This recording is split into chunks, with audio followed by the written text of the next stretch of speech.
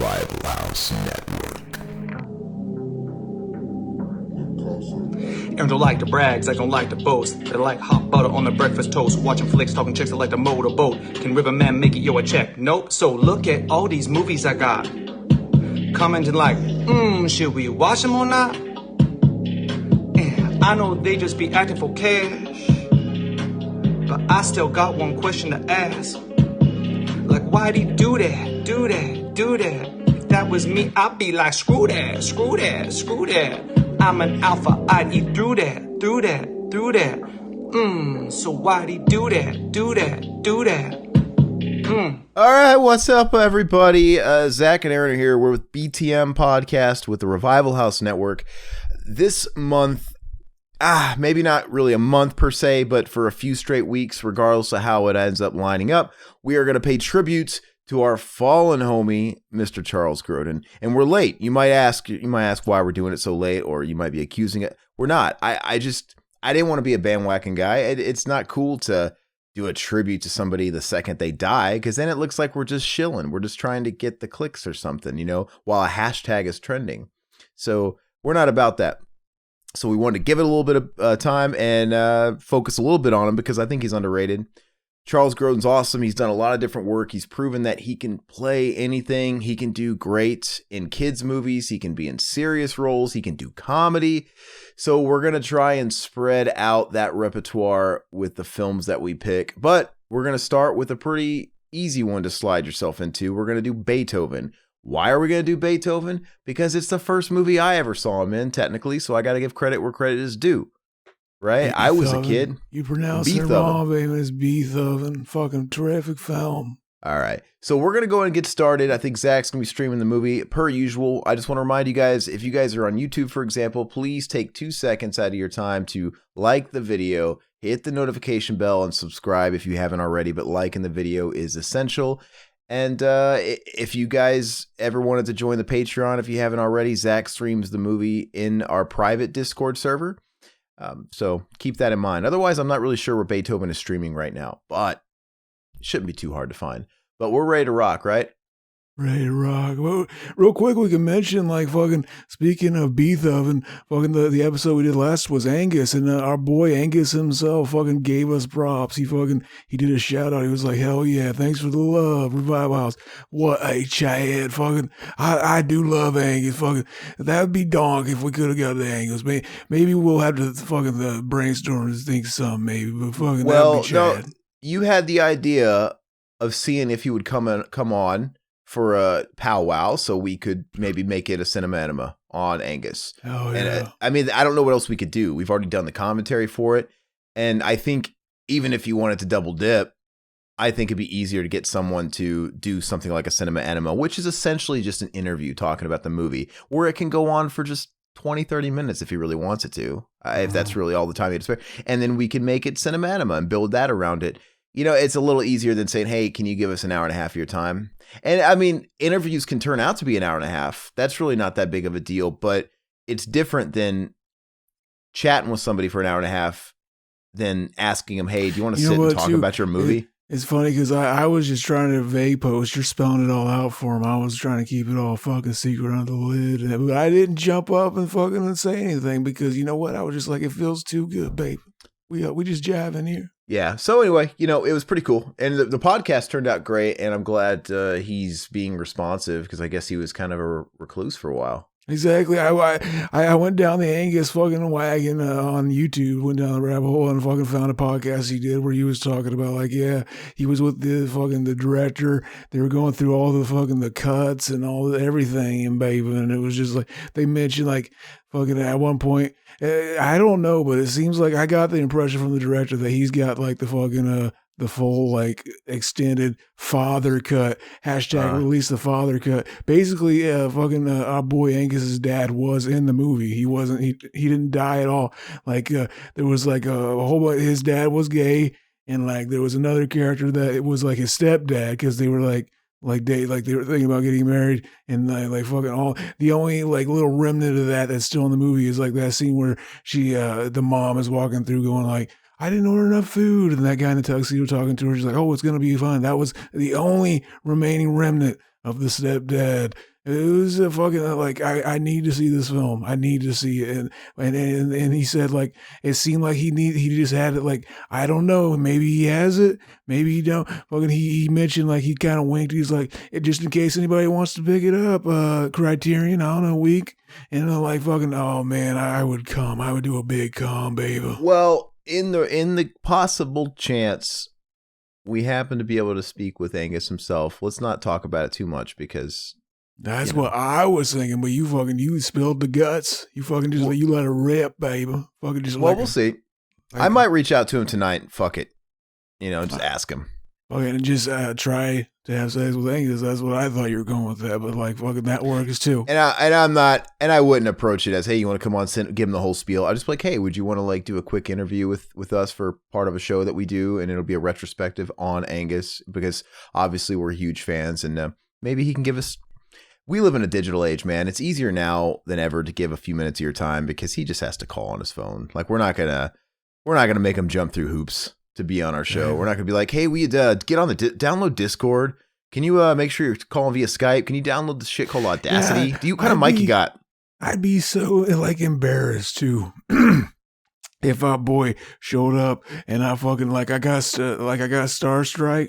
But fucking, it's like in a different way because it's just like fucking, what if he gets on here and I say something stupid in front of Angus?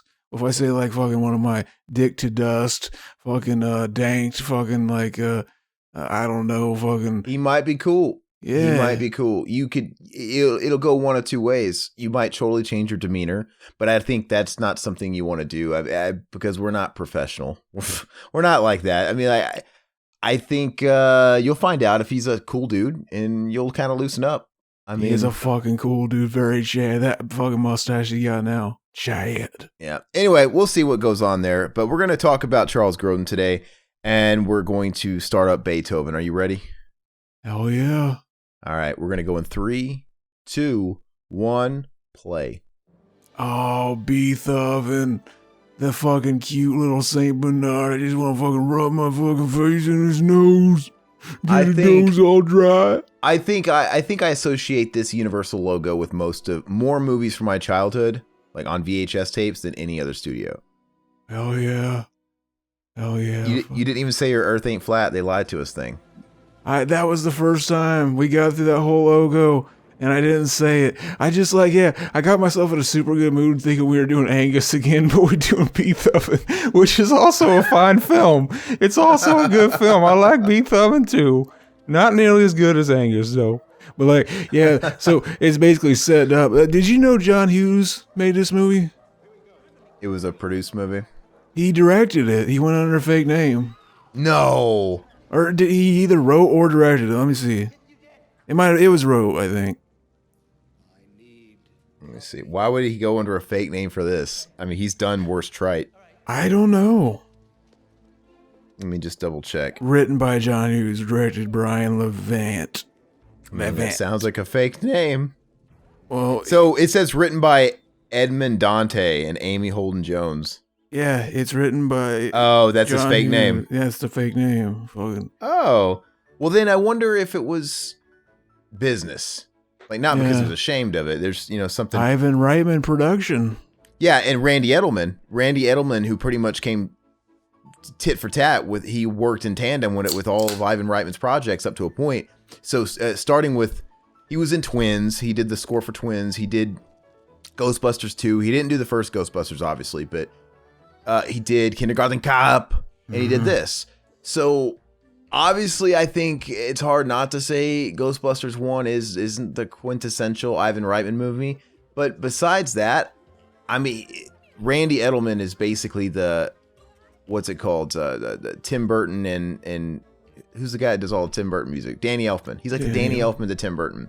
So whenever you hear this music, it's one of these films. Bonnie Tyler's in this movie.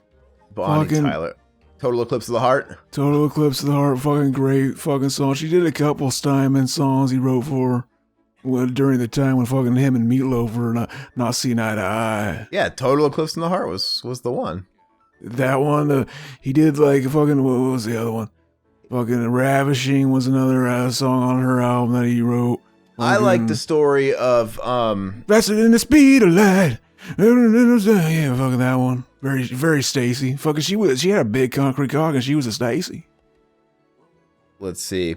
No, I think the biggest one was, what was it? The Pandora's Box song. It's all coming back to me now.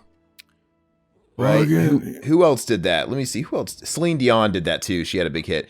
But yeah, so when they were sort of parted, there was All Coming Back to Me Now, which turned out to be a big hit. And when did that original one come out? Hold on. That original one came out in... Oh, we're seeing the biker chick coming in buying the dog. Isn't that kind of? You think that would be kind of depressing working at like a PetSmart or one of these places where you're selling to people that you know are kind of like fucking, they're gonna use them as like a guard dog, like fucking junkyard dog. She said, like fucking the dog fight. Like I guess that's fucking profiling. It totally is fucking. But like fucking, that's basically what the movie's saying. Like the fucking, because they do the same thing and Look Who's Talking. Fucking 2 or again or whatever, where it's like the fucking biker kids are the ones that come and get rocks. They get rocks. See, I just got a gravelly voice when I said rocks. Fucking that was like 4D shit. But like, yeah, fucking, I don't know. We profiled the bikers in Hollywood, and fucking, I was totally in on it. Like I was totally just fucking. We were going down that logic tree, and it was clear that I fucking adhered to the prejudice against fucking bikers. The fucking they're gonna show up and they're gonna buy a dog and just use it in a dog fight or something. But like they might just be looking for a friend. And I gotta look at myself in the mirror knowing I fucking did that and fucking find new ways. Always better ways to conduct yourself and better yourself overall. You know what's one of the most frustrating things about this podcast sometimes is when I see something in the movie I actually want to comment on and tell a story about. Zach is going on for like 5 minutes, and by the time he finally takes a breath, I'm 5 minutes past the scene and it's not even relevant anymore. What's funny? What's funny is I was waiting for you to stop me. But I was like, is this like making any sense to him? He's not stopping me. Because I don't want to interrupt, but I wanted to talk when there was that one biker chick. I wanted to make a point of something, but you kept going and we're on a new scene now. It's like, what the fuck? No, I was just going to say, you know how little kids latch on to certain movies? I did, obviously, but then my little brothers who came 6 years later when they were toddlers, obsessed with this movie. And in particular, that one chick, and she's like, got any pit bulls? For some reason, my kid brother, who was a toddler at the time, he latched on to that word pit bull and he thought it was like an insult. So he would always go up to everybody and be like, you pit bull. Like, shut up, pit bull. Oh, like, yeah. They thought they thought he was calling him a pimple. Like, do I have a Probably. pimple in my face? They just fucking like, oh, I'm gonna, where's my mirror? Do I have a pimple in my face? And I actually wanted to book in the Meatloaf talk with that one song, because that's what I was trying to say, that it's all coming back to me now. That was one of the things that just put the wedge between the Loaf and Jim Steinman, because It's All Coming Back to Me Now was a massive hit, and it was intended to be on Bad Outta Hell 2. And that was supposed, and so when they were in the production for all that, I guess they had decided, well, we don't want 2 big power ballads on it. Like, let's do I'll Do Anything for Love. And we're going to save It's All Coming Back to Me Now for the eventual Bad Outta Hell 3, which obviously Jim Steinman had nothing to do with and whatever down the line. But that was the plan. And then he felt slighted when he gave It's All Coming Back to Me Now to this girl group called Pandora's Box. And then Celine Dion, after Bad Outta Hell 2, had a huge fucking like #1 hit with it. So he felt burned. Like, what the fuck, dude? That was my fucking song. And that's a great song. I mean, that's just, and I fucking loathe Celine Dion. But that's just a great song no matter who's going to sing it. And then Meatloaf ended up getting to put it out on Bad Outta Hell 3 with, obviously that wasn't a Jim Steinman collaborated album, but that was a Jim Steinman song. So there's like a couple credits on there, but he kind of did it after the 2000 era, like what, 2001, 2002, whenever Bat 3 came out, and it was too little too late. Had Meatloaf come out with that song as the follow-up, like in 95 or something, Meatloaf might have had a longer run. But actually, the part 3 did start out as Danny Stein, or fucking Jim Steinman. Danny Elfman. Fucking Danny Steinman, the director of Savage Streets. Hell yeah, Friday 13th part 8. Fucking okay. 5, I mean, fucking, but yeah, fucking, yeah, it was gonna be, but he had like a heart attack, and then like Fucking, so basically he couldn't be involved. And then like fucking they actually used a couple of the songs that he was writing for that like what fell through as that Batman fucking musical he was writing. Some of those songs were from that. Yeah. So, but even then he covered It's All Coming Back to Me Now for Bad at Hell 3. And just at that point where in the past 12 years from when he released his version, that had been two different artists like #1 hit. The Squeeze had been Squoze. You know what I mean? Like, is Meatloaf gonna come out and have a #1 hit with the song again? Probably not. Our boy put in the chat, fucking, he wrote Fire Inc. Tonight Is What It Means to Be Young, the music from that movie Streets of Fire, and that's probably one of my favorites. Fucking the very Chad song, fucking the big concrete cock on that song. Big fucking Stacy ass tits. Fucking that's a song that's a funky groove to fuck to.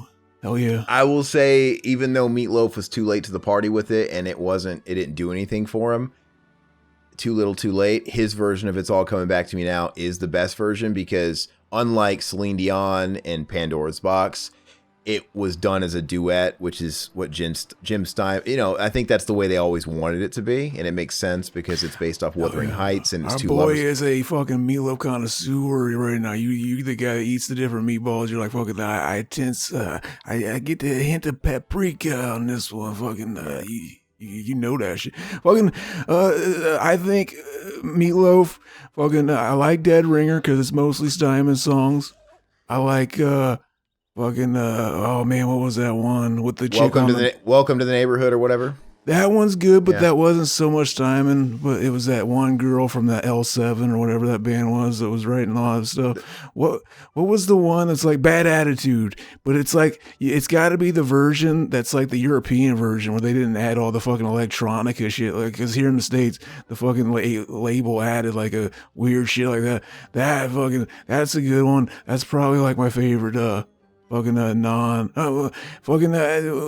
Steinman did write some songs on that, but like it wasn't like they worked together, baby.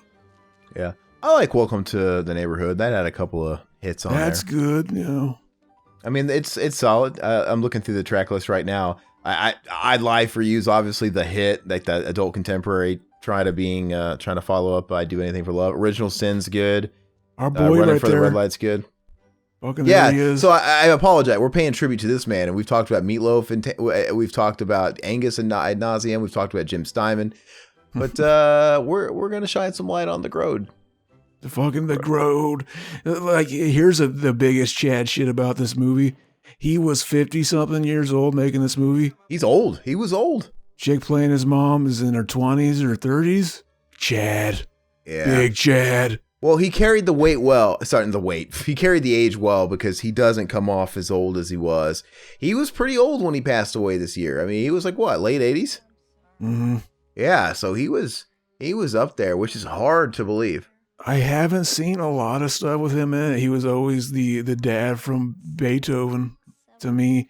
Like, yeah, you were telling me like Midnight Run is really good. I got that to watch. Midnight Run is a bona fide classic. And in fact, I don't know anybody that doesn't love Midnight Run. And it's kind of one of those movies where you feel like it's underappreciated and no one talks about it. It's one of those movies you might catch late night on Cinemax, like when you're a kid and you're like, what the fuck? How come nobody talks about this classic? But then the older I've gotten, there's like all kinds of filmmakers that are like, Midnight Run is a fucking masterpiece. So it kind of does get talked about. I don't really know. I think the guy that directed that, did he not go on to direct anything else or something? I'm going to look that up. There's like something about him. But that fucking, that is a cute fucking dog though, Beethoven. St. Bernards are fucking dank. The only bad thing about them, and they play on it a lot in the movie, is the fucking drool. Because they have the lips that sag, so the fucking drool just fucking... Oh. I'm totally stupid. So it was directed by Martin Brest. He hasn't directed that much, to be fair. But Martin Brest, he directed, he played Dr. Miller on Fast Times at Ridgemont High. I want some of that breast milk. I want some of that breast milk from Dr. Brest. He directed Beverly Hills Cop.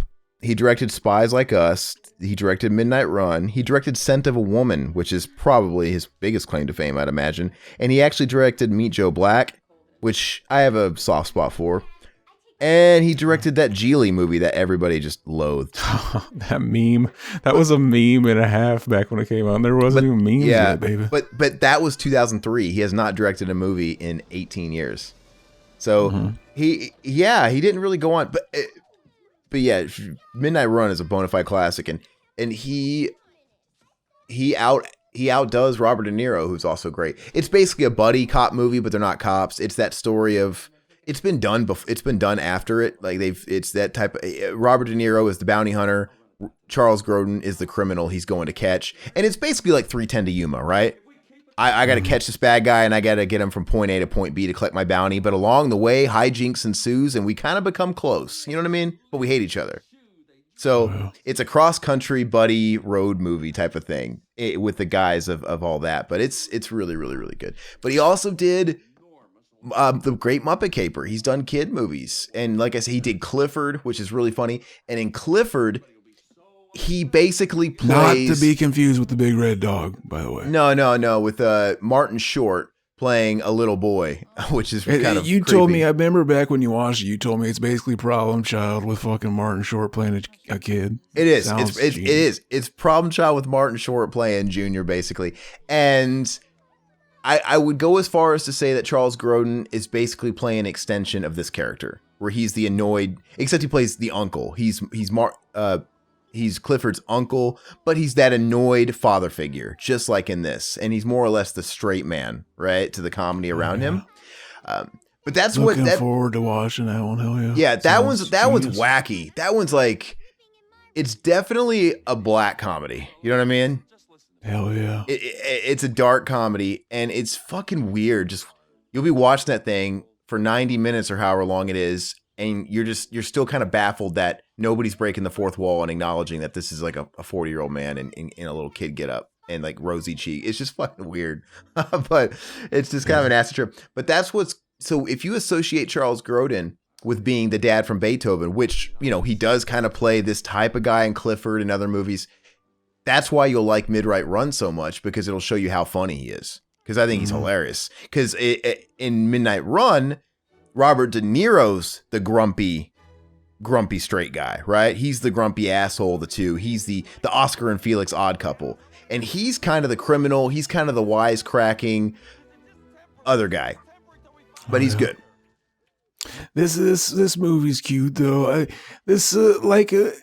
have a love it or hate it relationship with the dog movies, because it's like fucking they're fun to watch, and it's like, oh, the dog's so cute, but they're usually sad. They usually have like that moment where it's like formula. Yeah, where they take the dog out and fucking like, I don't want you anymore, go away. And and then fucking like, but he really wants him. He's just playing against, and then like fucking a lot of times dogs die in movies.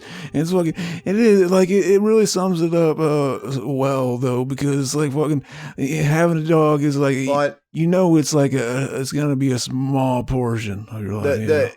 This is the quintessential dog movie where it doesn't scream straight to video. They saved that for most of the sequels.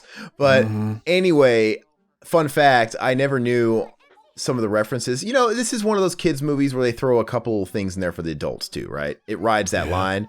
And that was one of the jokes. They're trying to name Beethoven right now, and they all put their submissions in a hat, and she's drawing at random. And so... First of all, he's going to say right here, you could call him, he's a dog. You could call him Ding Dong Head. He wouldn't know the difference. Yes, he would. Anyway, they drew his name, and she didn't read it. She just looked at it and looked at him and gave him a look, and he was smirking. And Emily said, "Wow, what's wrong? That's what you call Uncle Richard." And he just kind of smirking. And I didn't get that. I'm like, what? It's a bad word that he happens to call his brother, but it's Dick. Yeah, I didn't get Dick was short for Richard when I was like 5. Oh yeah. See, we get the fucking. So basically, he didn't actually get the dog for the kids. He was like getting the paper, and the dog just roamed into the house. So the dog wakes up the little girl, and they just assume, oh, Dad got us a dog. So now he kind of fucking just by accident, fucking this dog comes into his life, and we're seeing the dank ass fucking roll over Beethoven and let it stop in a bed. Fucking very Chad. Tell Tchaikovsky to lose, right? Exactly. The Beatles. Who did this song first? I thought it was the Beatles. They probably covered. It was probably some blues singer, Probably, right? probably. I'll have to look. You know what's funny is he just in his mind he's got this dog temporarily because he's putting up flyers and shit. But it looks like he spent a lot of money on that kennel. Oh yeah. He erected a gate, bought a big ass dog house, and he even did some landscaping around it. He's really pulling out all the stops. And this dog is a terror, man. I mean, sometimes dogs are harder to train than others. Some of them are, but I mean, is this dog? Would he be this rough? Yeah, he's going through like all that fucking shit, like basically like how because dogs can get like fucking, they can get overbearing, fucking scratching at the door, fucking, like all that shit. But it's like, yeah, do you think he would have stuck with this? Like fucking, I think so, baby. He seems like a dank movie dad. Can you imagine? If at this point it's still in his mind that I want to get rid of this dog, and I don't know how much past, a lot of times passed. He owns this dog now. Look how big he is. So he's accepted it. Hey, really quick, we need to basically turn in our guitar player cred cards because "Roll Over Beethoven" was originally a Chuck Berry song, written by Chuck Berry. Can we just assume they were all written by Chuck Berry first? Fucking Marty McFly really did it. Fucking Chuck Berry trying to steal all that shit. Fucking see, I'm a fucking Marty McFly truth. I think the movie was being uncredible to Marty McFly. And I knew that. I've heard that before. I guess I just forgot. But Chuck Berry track, it came out in 1956. That's like a decade, probably. It's a rockin' little tune. I want my jockey to play. Big Chad song. Get the jockey to play that dank ass Beethoven. Chuck Berry likes to watch women use the restroom and fart in girls' faces. Fucking Chad. As we all do. Who doesn't? Who amongst us doesn't fucking like that every once in a while? Doesn't like a fucking chick to just pee on them?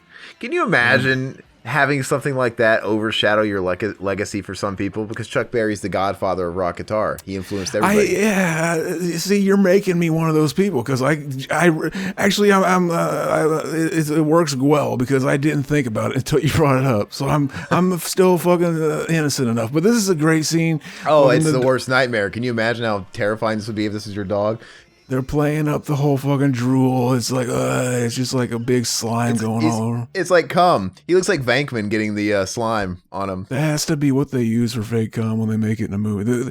What am I talking about? They would never show cum in a movie. It would just automatically probably be NC-17. To be fair, if anything, it looked like pre-cum because it was transparent.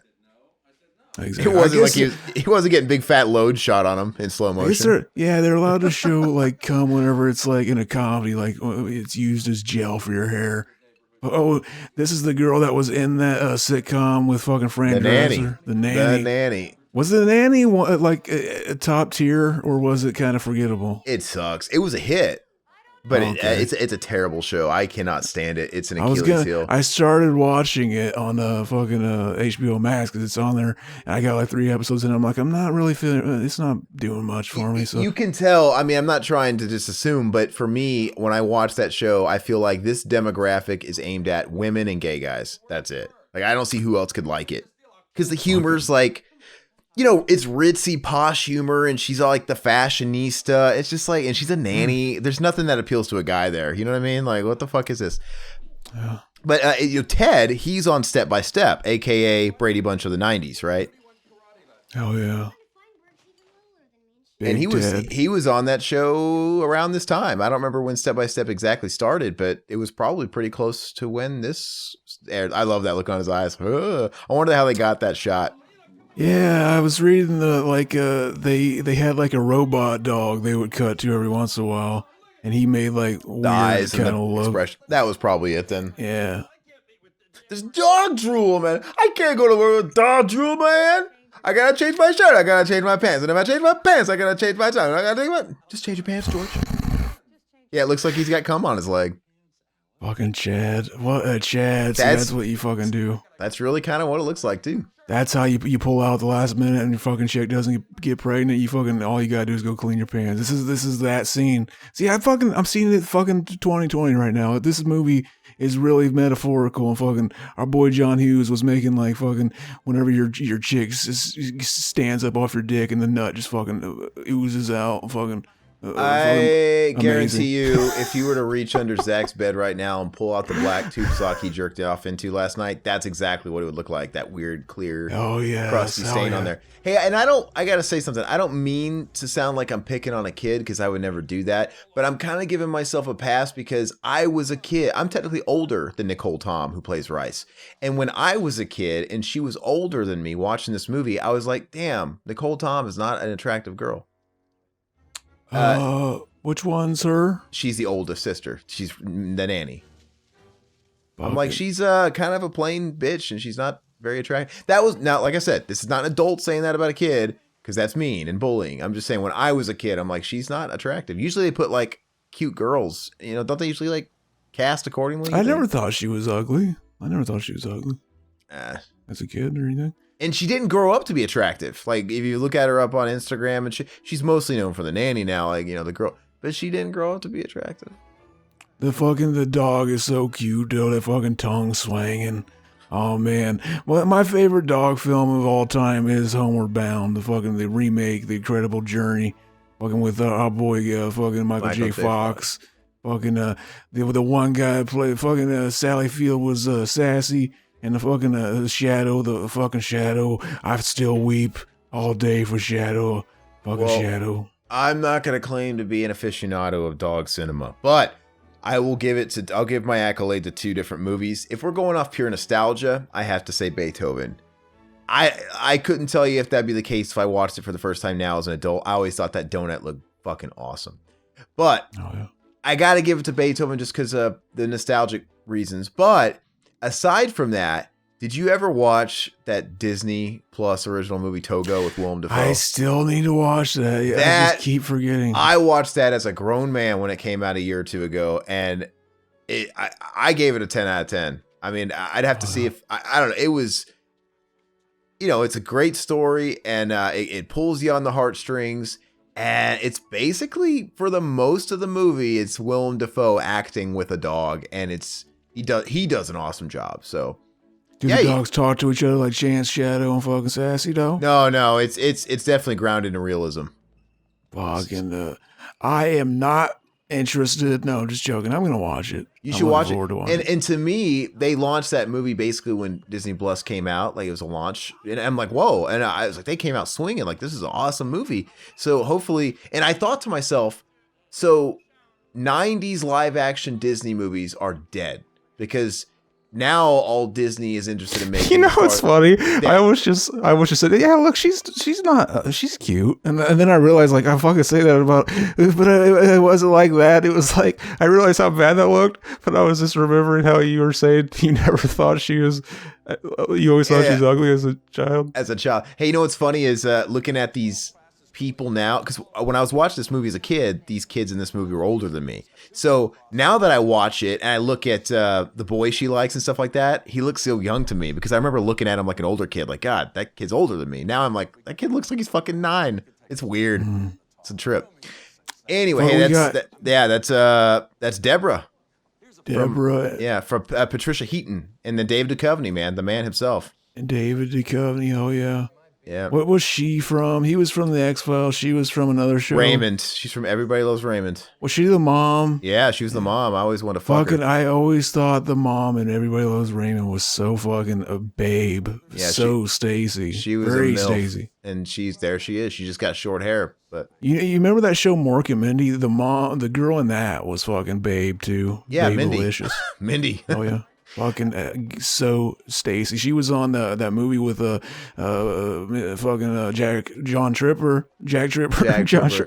John Ritter. I mixed up his fucking every amalgamation of the name. Fucking exactly. But yeah, he was in Stay Tuned. They were in Stay Tuned. She was Big Stacy. That's a fun movie. I got that on Blu-ray recently. What was I talking about right before you interrupted about Nicole Tom? I was saying something and I didn't finish it, and I wanted to. I was curious. Dang, it was something. Who's Nicole Tom again? The girl you said. Oh, I almost said she was attractive, but I remembered I was adult. Well, you interrupted me. I was saying something. What was I saying? I don't remember. Damn. Sorry. Fuck. You forgot too? Are you also high, Aaron's? I forgot. Well, no, it's just, you get steered into a different direction for 5 minutes and then it's hard to go back to it. Here, I have my phone open. I was going to say this fucking trivia, but I haven't yet. It's Steve Martin was the first choice to play George Newton, John Candy, Danny DeVito, Bill Murray, Dan Aykroyd, Jeff Goldblum, Rick Moranis. They went down the list before they got to our Grode. Robin Williams too, fucking very Chayed. I can easily see John Candy in this role. I could see Steve Martin in the role. Yeah, but I'm glad it went to Charles Grodin. Because the other guys, they have enough.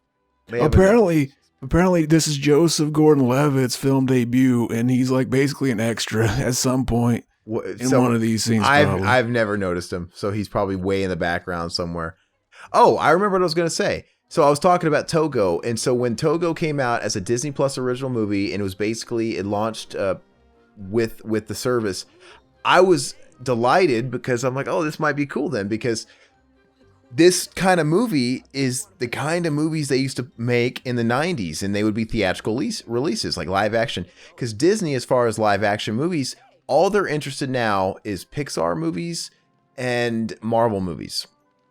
And they just don't do movies like Iron Will anymore, right? And Mighty Ducks, and you know what I mean, like the inspirational or Cool Runnings. They don't do it anymore. So when I saw that, I'm like, this is what this reminds me of. And I thought, so if they plan on making Disney Plus the home of these movies now, and they're going to start producing them I was all in, because Disney in the theater, fuck them. I mean, they don't make anything of note that excites me. But anyway, they haven't had, what else have they had? They came out swinging with Togo, which is fantastic.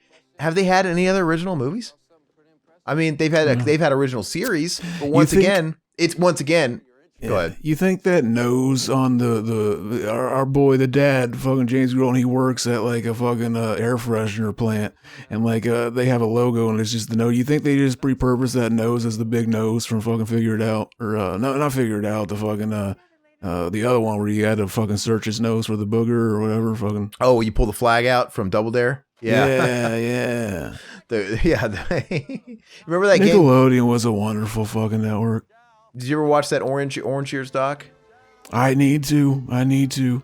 It is now streaming on Hulu. Dang. So if you have Hulu, watch it. I bought it the day it came out because I was interested. So I just bought it on Amazon or something like that. And no regrets, but it's on Hulu for anybody interested. And like my basic review of it is like any other documentary where for some reason they try and squeeze a lot of these docs into 90 minutes. To make them easily digestible or something, but so it makes the doc suffer. So they don't spit to me. It's really a really fun doc because it's nostalgic, but they don't spend enough time on every little era or anything because they're trying to keep it compressed. And I wish I could see like a director's cut, a director's edit of it, because they stop at a certain point that I'm comfortable with, but even though they're only going up to a certain point, you're like, after you watch it, you're like, man, I wish they would have. Yeah, they talked about Snick and introducing that and trying to grab the MTV generation, which they did, and that's interesting. But they just kind of talk briefly about the launch shows, like, Ren and Stimpy, but they don't really go into Are You Afraid of the Dark a lot. And they're like, well, what about Aromont? They don't talk about everything. It's like, all right, they kind of brush. Yeah, that's disappointing, but it's fun. Yeah. We need that fucking that 8-hour director's cut for that version, baby. Fucking. And I would watch it. As far as Disney Plus original programming, they seem to be focused on series, which once again, what are they dipping into? The Mandalorian, Star Wars, and Marvel. It's Marvel shows. So that's like, I've watched The Mandalorian. Oh, was that Joseph Gordon-Levitt right there? Wait, one of the bullies? It might maybe. No, he's not one of the bullies. Oh, okay. No. Yeah, it's probably more of like. Does he not? Does he not know during a scene whenever someone's hiding behind a tree and they're waiting for the bus or something? Oh, well, that probably would have been it. Maybe he passed him when he was running. All I know is why doesn't Ted notice that they're not making eye contact with him at all? They're looking obviously at something behind him and much lower than him. They thought it was his dick. They saw the size of my dick and were like they knew how big of a Chad I was. The fucking virgins, they ran away, bitch. Very low T. Disney Plus is they're going to put out that Hocus Pocus remake or sequel, but like that's really going to be any good, but whatever.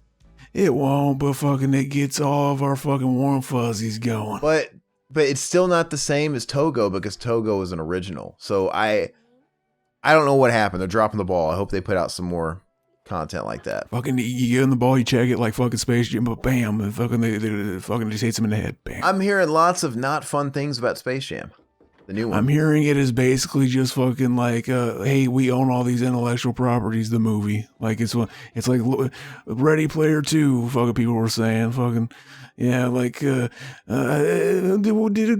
we surprised? Are we surprised? No, it looks terrible. Fucking, but I'm looking forward to watching. I want to see if I would still fucking get down with Lola Bunny if I'm still furry, babe. I'm not a cynical a-hole or anything like that. I was at the dentist this morning and, I don't want to shit on somebody's conversation or good time, but I was cringing a little bit because I'm in the dentist chair and I can hear, my dentist, it's like those cubicles. They're not actual like private rooms. You know what I mean? So you can hear somebody else's conversation over on the next one over. Anyway, the guy's kind of wrapping up his service, whatever he's getting. Maybe he's getting a rug and tug. I don't know. But he's talking about he's shooting the breeze with the dental hygienist and saying like, yeah, well, we're any plans this weekend? He's like, oh, I'm going to go see Black Widow or whatever. And she's like, oh, I was like, yeah, I want to see it. And it's like, oh, they're like overly excited about a Marvel movie. And this is why they keep making Marvel movies, because they have people that still love it like it's the first one. And this guy's like, well, everybody's saying it's the best one yet. And I'm like cringing. I've got fucking shit in my mouth. And I'm like, oh, because I just... What if this was like hired CIA actors by Marvel to and then the dental hygienist, bless her hearts, she's like, oh, well, that's high praise. Like, yeah, they're saying it's even better than the Infinity War. And I'm thinking to myself, I kind of want to be that person, that cynical asshole that goes, all I've heard about it is meh and shit reviews. So I don't know who your sources are. Because I've seen some good things. Like it seems to be. But I've heard a lot of middle of the road. I mean, and I've heard a lot more so than others. I've heard it's not top tier Marvel, even if you like Marvel. It's kind of like lower to mid. That's what I've heard a lot of. So, it's one of those cases where he had like a buddy go see it, and him and his family loved it, and that to him equates to everybody loves it. Everybody's saying it's amazing. Hell yeah. But whatever. I'm sorry, I got a frog in my throat. He's got a frog in his throat. And then I said Ed, and I still fucking haven't. Ed O'Neill, Tim Allen, John Ritter were considered for the role of George Newton, baby. Ed O'Neill would have worked. Fucking hell yeah. Tim Allen would have worked too. And they all would have worked. No, actually, all these castings are great because they all have history playing dads. Mm-hmm. Right. And so I never put this together as a kid too. Like, oh, why are they showing so much Wolfman footage in this Universal movie? I don't know. That reverse shot of fucking Beethoven looking to the left. Yeah, it was pretty funny. But no, you know what I mean? Like I never put all that stuff together. Like films would show movies that they have rights to within their films and blah blah blah. See, if they ever make a new Beethoven movie, fucking put like Universal could just make it their fucking Ready Player One. Just all of our we're gonna put everything in their fucking South Park, fucking Big Longer Uncut. We're gonna put them in the background. Fucking all this shit, baby. Basketball, fucking the characters from Basketball are in there. Oh yeah, I guess technically. Wait, was that Warner Bros. Or Universal? Who did Basketball? I'm sorry. Universal, baby. Universal. Extended Universe over there.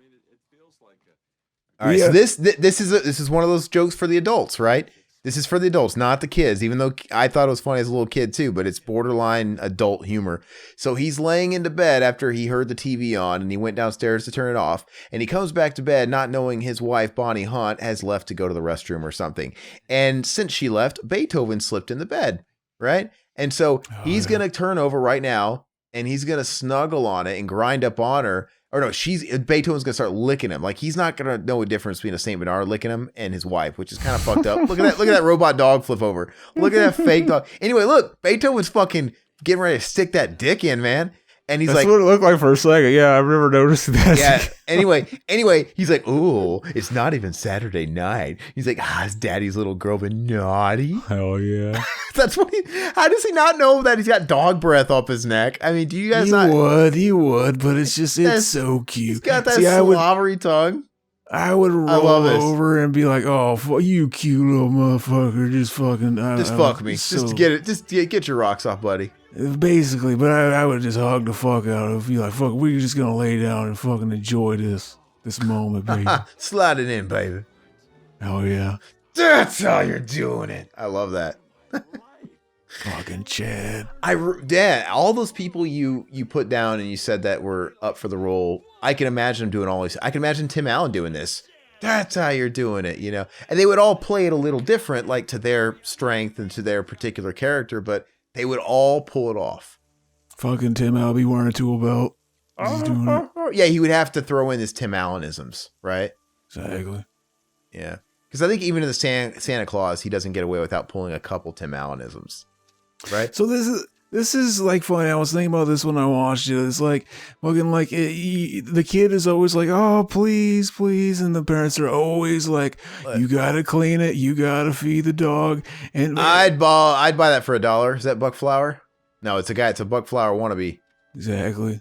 He looks like him. But they always are. They're like, you got to clean it. You got to do all this. And we all admit, like, oh, hell yeah, well, I'm going to do it. Of course. But we all admit, like, we quickly just, like, fucking the parent became the one that was doing most of it. And fucking, so, like, yeah, he has a reason, basically, to be fucking like, I don't like Beethoven. I don't like the Beethoven. He's not my scene, baby. Fucking, I prefer Mozart and shit. Fucking, but, like, yeah, like, you know, it makes sense. He slowly grows on fucking Beethoven, as you do. But yeah, I think what you're insinuating, we are going to get that scene later, like you said, the whole, go on, go, just go. We basically have that moment with him taking him to be put down, right? And he has that heart-to-heart with Beethoven, and he talks about his parents, like, you know, I don't want to do this, you know. It's pretty sad, actually. It feels like this movie's going by so fast. We're gonna have to do commentaries. Fucking basically, I noticed this scene right here. Fucking basically, this is how the big villains are written. It's just like they're just like cartoon villains. Where basically their motivation for this is they want to test out how good the ammo they bought blows a fucking dog's head off, Saint Bernard's head off. Like, yeah, they have the thicker skulls. Yeah, so that'll really if it's effective on a Saint Bernard's head, I guess. Are these mafia? Are they war weapons? I mean, what are they going to use them for ultimately? But and how do they? Yeah, where do they come up with this? And how do they come to Dr. Varnick? And how does that kickback even start? It's a very cartoonishly outlandish. Like, fucking you know, bad guys. Why would you even think that a guy that runs a veterinarian, like a clinic, would be down for that? Because anybody that's in this field loves animals, right? Yeah, it's like he really went through like 4 years or whatever. Why would anybody even be? And he didn't even just get tempted and like succumb to the temptation. He would even have some remorse. He's like downright evil and sinister, and he like loves it. He's like sadistic, and it's almost like he got into the business of this just to lead up to this moment. And he's been looking for a Saint Bernard. Oh my God, there it is. And this guy, and it's like you could get any Saint Bernard. Why do you got to get your fucking the guy that comes to you as a customer Saint Bernard? Yeah, I mean, you could go buy one because surely they're going to pay you a lot more, right? For that, amazing. I would throw that in. I'd be like, look. Fat Tony or whatever that fucking random mafia guy that always plays Italian mafioso guys. That was all. Look, I'd be like, look, we could. Why can't the mafia guys just buy them? Why do they have to go through them? This scene coming up right here. This is one where they used a person in a dog suit whenever he falls over. Here. It's great. It's awesome. Wait, here it comes. I didn't notice it when I watched it. No, earlier. And it look. Okay. That was clever though. It was like blurred out. Yeah, it's out of focus. Yeah. And I never caught that shit as a kid. It's seamless. No. Yeah, it begs so many questions. So I'm asking myself, Varnick, Dr. Varnick, why doesn't he just go and say, hey, look, I can just go buy commercially sold St. Bernards for you guys. Just pay me the money extra to cover the expenses there, and I'll fucking blow their brains out, and I'll have all the red in my ledger for it. And you'd think they would cover the cost. But then I asked myself, well, if they're willing to do that, then why don't the mafia guys just go to pet stores and buy St. Bernards and carry out these experiments themselves in a warehouse? Like, why do they have to go through all these middlemen? For anybody not watching along, we are fucking trying to logic out the fucking backstory of these bad guys in the movie fucking Beethoven, baby, from 1998, 7. Very Chad. Very Chad. I love it. I love Dr. Varnick. He's pure sociopathic evil, and he's going to put on this whole ruse here. He's going to come over. He's going to pretend to be playing with Beethoven, and then he's going to put like ketchup, fake blood on his wrist. He's going to tear his shirt, and he's going to hit him when they're not looking just to get him all riled up, and then he's going to claim he got attacked. And he's going to be like, Mr. Newton, if you don't bring him to my office, I'll be forced to press charges. And that's, we're like fucking, he stoops to that level to fucking get this fucking St. Bernard that we've all grown attached to throughout the movie. I love it. And Emily, she's the girl who cried wolf, supposedly. She's the only one that sees what really happened, and no one believes her. And it's funny because when they catch him, like, the adults see him in the act, or actually I think it's Ted and Rice. They're playing Mario 3. You're going to see him playing Mario Brothers 3. They're going to be playing one player, but they're both playing. One of them's got a power glove, and one of them's got a controller, but they're clearly playing one player, Mario 3. So it's one of those fucking consistency errors. But anyway, so when they see it and they alert the parents, they're catching it when Beethoven is lunged on him and seemingly attacking him. But Emily saw the whole thing. And when they all run out, Emily's the only one that's concerned for Beethoven, and they're picking up Dr. Varnick, and he's like, oh, he just lunged at me. And she's like, lie. He's like, I saw you. You hit Beethoven. He's like, hey, why would I hit Beethoven? I simply patted him on the head. And she's like, liar. And then he goes, the child must have just saw it from a specific view, and she's just merely mistaken for what I was doing. why would I hit Beethoven? I mean, to be fair, as we've established, the whole motive behind his villainous character is so ridiculous. You really would think, Emily, why would he hit Beethoven? Like, what does he have to gain from coming? What does the vet have to gain from coming here, striking our dog? It makes no sense. She's pretty believable in the role because like fucking if you were in his fucking shoes, it's like I have to like believe the fucking adult, like the authority, like he has a job and is like all this shit, but it's like my daughter is clearly like she believes what she saw, like fucking But a little girl's gonna protect her dog, and like we're trying to say, why would he hit Beethoven? He was simply patting him on the head. That makes all the sense in the world. And if you knew the truth, why your mind would be blown. Like, you're telling me you're running this fucking weird back office thing where you're killing dogs and you're testing ammo? Nobody would put that shit together. You think like this is almost like it was written for a movie or some kind of child's film, fucking named after some kind of French composer or something. I don't know. I don't know. I just very specifically. But what do you think? I'm pretty sure Beethoven was Austrian, but okay. Oh, was he? I thought they were French Renaissance. Oh no, that's the painters. Fucking Picasso. Fucking my bad. But like, I always felt kind of bad for. I'm pretty sure Picasso wasn't French. Whatever. I'm stoned. But like, I always felt bad for this babysitter. Picasso was Spanish. Pablo, motherfucker. All right, continue. I've always I always felt kind of bad for the babysitter because like, fucking, this is something that happens. This is human error in like playing. So even though it's like it seems like so like, how are you fucking making this mistake? You're playing music, watching the other kids, while this other kid is like fucking out there by the pool. But it's like it's just human error that we all like fucking we all make these weird mistakes that fucking like whenever we think about it in like 2020, it's like fucking how did I do that? Like fucking how was I like that was a trailer. That was before the trailer shot when he jumps over the bikini in slow motion, bikini girl. Exactly. But what about this babysitter? Did you ever feel sorry for her when she gets fired? I mean, it's one of those. Well, she tried to cover it up, but she's one of. That's the worst part. Like, this will be our little secret. She's like, I'd like to call my mother, please. Your mother? Immediately. Exactly. And she's like, I love it though. And he's like, she must have been hot, so she decided to take a swim. Oh yeah, and where were you? I was inside watching the other two like I was supposed to. Like, if you ask me, what these kids need a little discipline. I mean, so She was kind of being set up as like cartoonishly bad. I don't know why I felt bad. I sympathize a little with her just because anybody can lose track of a kid for half a second. I mean, and to a degree, Ted and Rice are there too, and they're older, and you'd think they would also kind of help. Like, you know what I mean? Like, she's entertaining them, she's playing piano.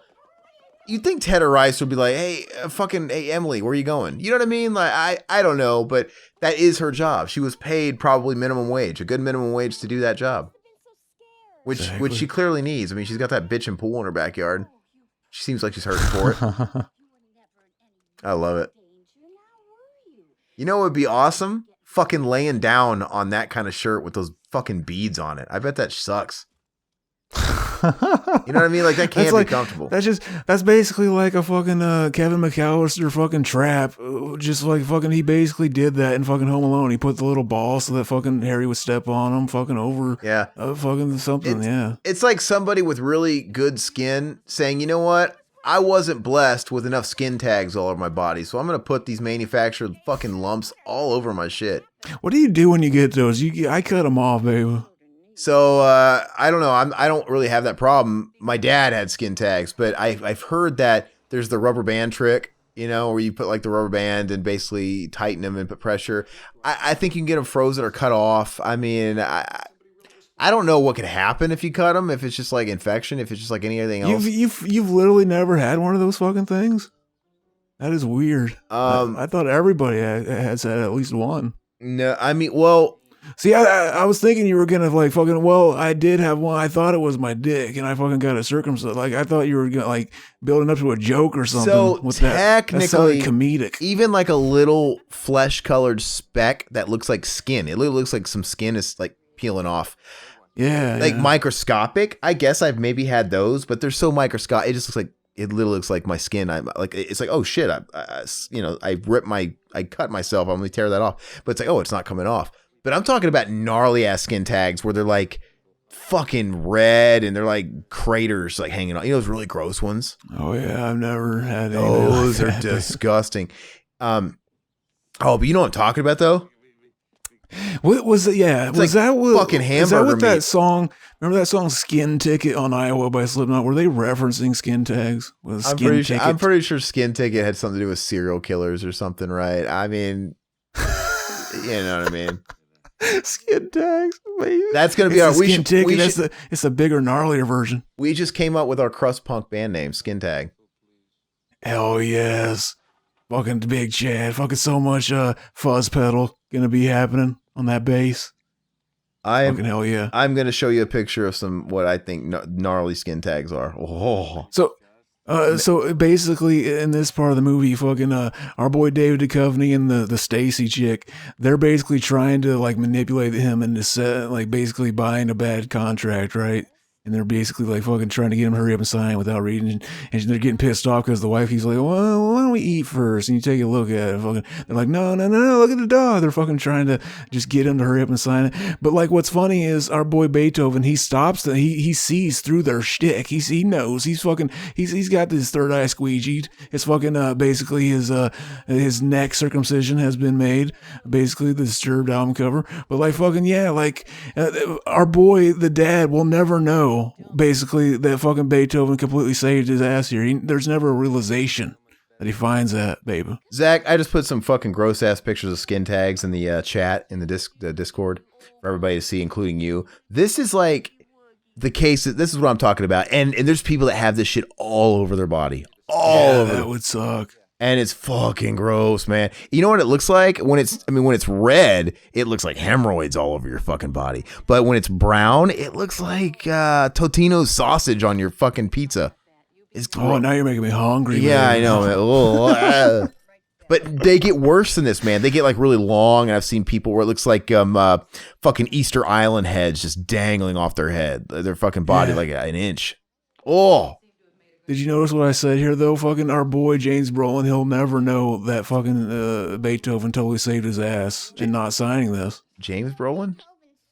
Charles Grodin. Grodin. James Brolin. Charles Grodin. That's fucking Pensacola Wings of Gold and Amityville Horror. You keep diverging from my question though. What is it about this question you don't want to answer? Sorry. Why are you pivoting? Ask it one more time. Why are you pivoting? Ask one more time. I'm sorry. Why are they drinking lemonade in like those glasses? Continue.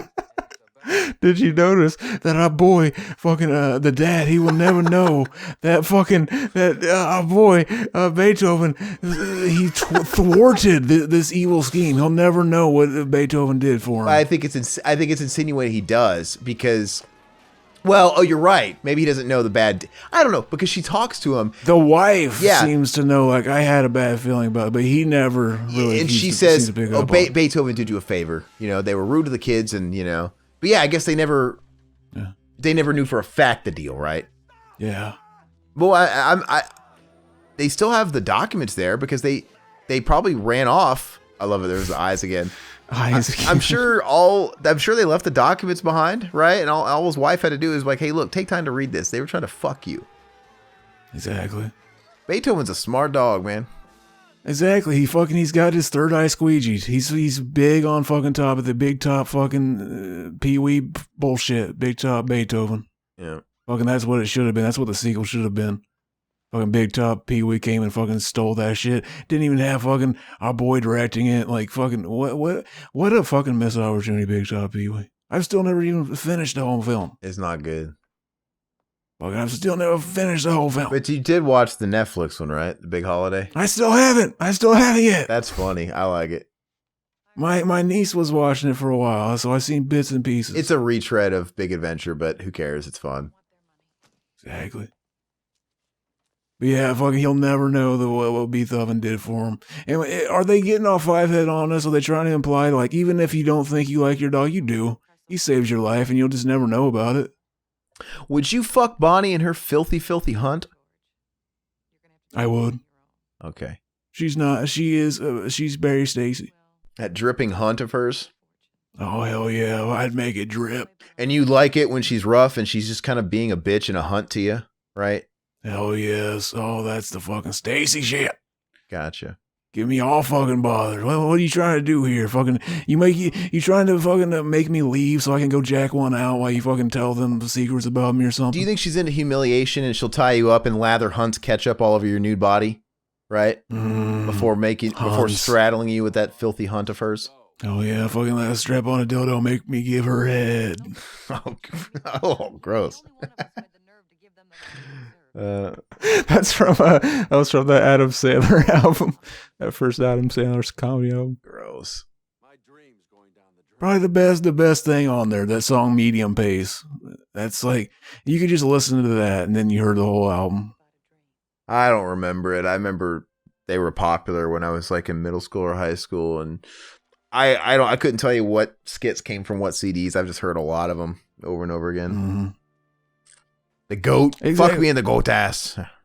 Exactly. Fucking Mac made a reference to that while we were talking to the goat. He fucking mentioned that the goat fucking is just tied up to fucking the back of a fucking truck all day. Fucking, that was amazing. Very Chad.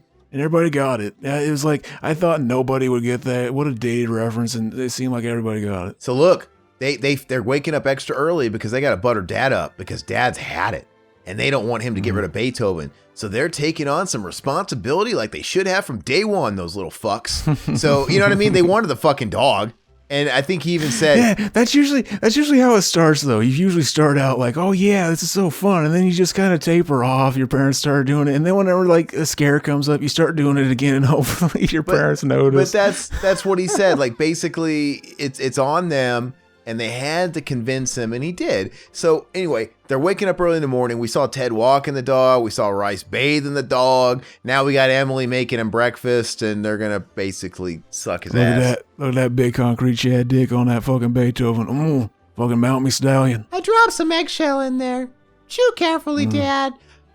You know what's funny is I get the joke, and as a kid, I'm like, oh. But now it's like, it's not that big of a deal if there's like a piece of eggshell in your eggs. You can eat it. It's not like gonna kill you. It's never. It's not gonna kill you. I want to get one of those. I was looking on. I was like, can you hard boil an egg in a microwave? And I was looking on YouTube and fucking. Oh yeah, all you gotta do is put it in some water and add some salt. And then fucking, it's like they made it look really easy, but then like I stumbled upon people that fucking blew up an egg and it fucking got on their skin and fucking like. So, I was afraid to do it. You can do it if you reheat a already hard boiled egg that you've peeled. It'll just explode. And it doesn't take any time. You can hard boil an egg in a microwave as long as it's in the skin and it's in water, like you said, because but there's something about no water and no shell, something about the pressure. But if you just want to nuke a hard boiled egg for some fucking reason, it'll take, dude, in about 10 seconds flat. It doesn't take any time. That fucker will just pop and blow. It's pretty cool. Fucking shit. That'd be good for like movie effects. Fucking paint a little face on there. That Troma should have been doing that, except for the whole fucking. I want to say I did it once, and not only did it blow up, it made a noise, and it actually knocked the door open too, and it got all the counters. And then not only did it knock the door on the fucking microwave open, it knocked the door off the house open. All of a sudden I was fucking spinning through the air. I looked like fucking a Wizard of Oz up in there. Fucking Macho Man bust out, smacking into a Slim Jim. Fucking Kool-Aid Man bust through it. It was a huge thing. Remember that one where fucking Sting showed up and just beat up some kids? That's awesome. It's I don't remember what the commercial was for. Like was that pay-per-view for like In Your House or something? WWF in your, or was it like a promotional thing? Like, hey, your favorite wrestler will come, something. But Steve, you know what's funny is I never put that together. That's just all it is him. It's just like until I described it out loud. He's just beating up kids in it. He comes to the door. Oh, it's Sting, and he just starts beating the shit out of him. What the fuck were they thinking? It's a great commercial. That's amazing. Yeah. That is amazing. Okay, here's the big scene. She witnesses it. We got Rice and Ted being total fucking ignoramuses playing Mario 3 with 2 controllers and a power glove. That's pretty cool. And this makes you feel so fucking terrible watching this as a kid. Like, what a piece of fucking shit. And you know that the parents are gonna fucking believe them and all this shit. Like, fucking what kind of, like, how little of a fucking, like, just of a human being do you have to be? I wish to play our boy like this. If only Emily was a little bit older, she could have thought to suggest, look, you really don't fucking believe me? If there's even a shred of possibility you think I might be telling the truth, let's go get this blood he just put all over Beethoven's nose tested. Exactly. It's not real. Exactly. He has a Bryan Cranston look about him. Yeah, he was in That Darn Cat, the original Disney live action movie. Yeah, it said like he did a lot of like TV stuff playing like the quintessential dad. He was kind of a John Ritter. And this was breaking like type for him coming into this role. Yeah. Playing this over the top dramatic, like villainous character. I gotta ask, I wonder if anybody listening right now is shocked at how much we know about this fucking movie compared to some other things we watch. It's fun. Like fucking, yeah, if you saw it as a kid, you're more prone to liking it, I think. But it's just a movie I've seen a million times. This is, yeah. I'm trying to think. When I got this movie, it was Christmas of 1991. I want to say the movie came, was the movie come out in 1990? 92. Oh, hold on, really? Let me see. That's what it says on my file. Okay, so maybe that's the case. Yeah, maybe one of the sequels you were thinking of. Yeah, so no, 92 works too. Let me just double check. Beethoven movie. Yeah, 92. All right, so that makes sense. So it came out in 92, and I got the VHS. It must have came out early 92, because I got the VHS Christmas 92. Because that's when I got my Super Nintendo as well, the year after it came out. And so Christmas morning, got a Super Nintendo. It's probably one of the most memorable Christmases I ever had as a kid, because Christmas 92, we unwrapped a Super Nintendo. Obviously, it came packaged with Mario World, and we just got, this was not the case for us for the rest of our childhood. This is just sort of a special type of year. But we got Super Ghouls and Ghosts. We got Gradius 3. I got Populous. I just got all that first party. That kid has a mullet. What were her parents thinking? Yeah, total stupid. And we got VHS movies. And the VHS movies we got as well were Beethoven. I got Jetsons the movie. You remember that? Yeah, but I don't think I've ever seen that, but I did like the show growing up. Guilty pleasure, just because it was one of those VHSs I got when I was like 5 or 6 years old. But did I get any other? I don't remember if I got any other VHS tapes, but I remember this was the one, and we watched the hell out of it. That's sad when he looks at him and sees the puppy still. The innocent puppy, sad. Yeah, like he doesn't know any better. Did you notice though they somehow gave him a bath and wiped off that fake blood that the guy fucking put on his face without even going outside? I don't know. Maybe there was supposed to be a jump in time there, and I just missed it. And that's a scene that goes overlooked, man. He's obviously going to take him. He's got to, the dead man walking. He's got to have that drive. And when he looks at him, and for a split second, he sees the puppy again. And you know what? I don't think I acknowledge that scene too much. I think it's one of those blink and you miss it sines, so I kind of forget it's there. And maybe I didn't acknowledge it so much as a kid, but it's actually really important to what's going on, Because he says he feels bad, like his daddy did the same shit to him. He mentioned. He's like, I hated him. I hated him for it. Yeah, very, very sad. Yeah. And this scene's a pretty good testament to his acting chops, because he's pretty good. Oh, yeah. Very he's a big concrete cock on this motherfucker. Big Chad. Whether he likes to admit it or not, he grew a bond with a dog. It's part of the family. Mm-hmm. You don't just because your kid draws crayons all over the walls doesn't mean you go take him and put him down. Yep. You know what I mean? Even though you want to. Even though half you guys considered putting them down before they were born, once you take the plunge, you would never do it. Hell yes, fucking. That's what you do. That's what you do. I was watching. Speaking of abortion, I was watching Fast Times at Ridgemont High. I was showing that to the lady for the first time. Great movie. Such a feel-good fucking comedy. The abortion included and all. I love it. To me, it's a perfect 10. I don't know how many fucking kids I would have with that if it wasn't for abortion. But see, I'm being very dark now. That's a fun film though. I like that movie. It's a great flick. It's perfect. It's the ultimate time capsule. That is on Criterion too, I noticed. I got it. I got a copy on Criterion, yeah. That's the one I watched I thought you were mentioning why don't they put it on Criterion. I must have missed it. No. See, this is he must have a thing going on with the fucking lady that runs his desk, because she lies to him here and says like, "Oh, we're gonna keep him overnight because it's too." And they make him pay for to house him. Yeah. It's like I would have been like, fuck that, I'll just take him with me, and it probably would have been like, "Oh, you can't. We'll have to inform the police." That's fucked up. It's like, can you spend and I gotta pay money? What? It's pretty dumb. But they're lying, because really he's not even going to put him down here. This is the lie to fucking get the dad to bring him. He's going to take him to his fucking puppy mill or whatever the fuck. It's very vague what they're up to, but they basically want to test out some bullet by shooting a dog for some reason. It has to be a dog. It's going to be a to be honest, in a morbid kind of way, I don't want to see that dog get hurt, but I kind of want to see that gun. I want to see this magic gun blow up something like that, like even if it's a watermelon. Just not a dog, please. Yeah, anything else. Yeah, but that would still look cool in slow motion. This must be some amazing round, because he's testing not a gun, rounds. It's rounds. So I'm guessing it's got to be Magnum rounds, some kind of special fucking bullet that's gonna pierce a brain and make it explode. You ever watch those videos where they basically slow motion shoot something through like a fucking big like a watermelon or something in slow motion? What did they explain? Is this bullet supposed to explode on impact or something? Like it's what does it do? What's so special about it? How much of a fucking degenerate would you have to be to want to see that happen to a dog? It blows my mind. It's almost cartoonish. The thing is we have to hate the villain, and for some reason people get reactive and emotional over dog harm than people harm. I mean, this could be one of many movies where there's a hostage involved, where they have a gun to a hostage, and I mean, no one gives a shit, because for some reason we can differentiate that real versus reality so much better than a pet. Yeah, we know they're not really killing Beethoven, but for some reason, man, it's a taboo area where you ultimately think about your animal at home. Exactly. It's really kind of weird. It's a weird psychological thing, but.